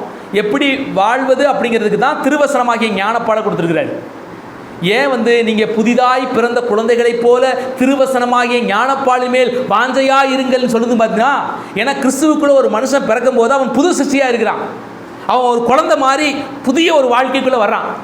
அப்போ அந்த புதிய வாழ்க்கையை நேர்த்தியாக வாழும்படிக்கு உதவி செய்கிறது தான் திருவசனமாகிய ஞானப்பால். இந்த ஞானப்பாலின் மேலே நீங்கள் வாஞ்சையாக இருந்து, ஆவலாக இருந்து, அதை எதிர்நோக்கி இருந்து, அதை எப்போதும் அப்படியே மானானது நீரோடைகளை வாஞ்சித்து கதறுவது போல இந்த இறைவார்த்தையின் மேலே வாஞ்சையோடு உட்கொண்டு வாழ்ந்தீங்கன்னா உங்கள் வாழ்க்கை எப்படி இருக்கும்? கிறிஸ்துவுக்கு பிரியமா எனது வசனம் உங்களை நடத்தும். உங்கள் பாதைக்கு அது வெளிச்சமாக இருக்கும். இருளான நேரங்களெல்லாம் உங்களுக்கு இது வெளிச்சம் போட்டு பாதை இதுவே, இதிலே நடவுங்கள் என்று என்ன செய்யும்? இந்த வார்த்தை உங்களோடு கூட பேசும். சத்துரு உங்களுக்கு நேராக வஞ்சனைகளை செய்யும்போது, வலைகளை வைக்கும்போது அந்த கண்ணிகளை தெருபடும்படி, நீங்கள் காப்பாற்றப்படும்படி இந்த வசனம் உங்களுக்கு உதவி செய்யும். உங்கள் பேதையை ஞானியாக்குகிறது இந்த வசனம். அற்பமானவர்களை அற்புதர்களாக மாற்றுவது இந்த வசனம். ஆக இந்த வசனம் மேல வாஞ்சையாக இருந்தீங்கன்னா இந்த புதிய மனுஷன் நல்ல கொழுத்த கன்றுகளை போல என்ன செய்வான்? வளருவான். அந்த வளர்ச்சி கர்த்தருக்கு பிரியமானதாக இருக்கும். புதிய ஜீவனுள்ளவராக நீங்கள் என்ன செய்வீங்க? வாழ்வீங்க. ஸோ இயேசு கிறிஸ்துவுடைய உயிர்த்தெழுதல் காண்பிக்கிற சத்தியம் என்னவென்று நாம் புரிந்து கொண்டோம். அந்த புரிந்து கொண்டதோடு மாத்திரமல்ல, நம்ம ஏற்கனவே யாக்கோபுல வாசித்தபடி திருவசனத்தை கேட்கிறவராக மாத்திரம் அல்ல, அதன்படி நீங்கள் ஒப்பு கொடுப்போமா? கர்த்தருடைய பந்திக்கு நேராக இருக்கிற நாம் இன்னைக்கு புதிதான ஜீவன் உள்ளவர்களாக இருக்கிறோமா? அதற்கு நம்மை ஆயத்தப்படுத்துகிற திருவசனமாகிய ஞானப்பாலின் மேல் வாஞ்சையாக இருக்கிறோமா? சற்று சிந்தித்து பார்த்து கர்த்தர் தம்முடைய மரணத்தின் மூலியமாகவும் தம்முடைய உயிர்த்தெழுதல் மூலியமாகவும் நமக்கு பாராட்டின இந்த பெரிய ஆசீர்வாதங்களை எண்ணி நாம் அவருக்கு நன்றி செலுத்தி அவருடைய பந்தியிலே நாம் ஒருமித்தவர்களாய் பங்கெடுப்போம். நாம் பந்திக்கு ஆயத்தமாவோம். கர்த்தர் உங்களை யாவரையும் ஆசீர்வதிப்பாராக.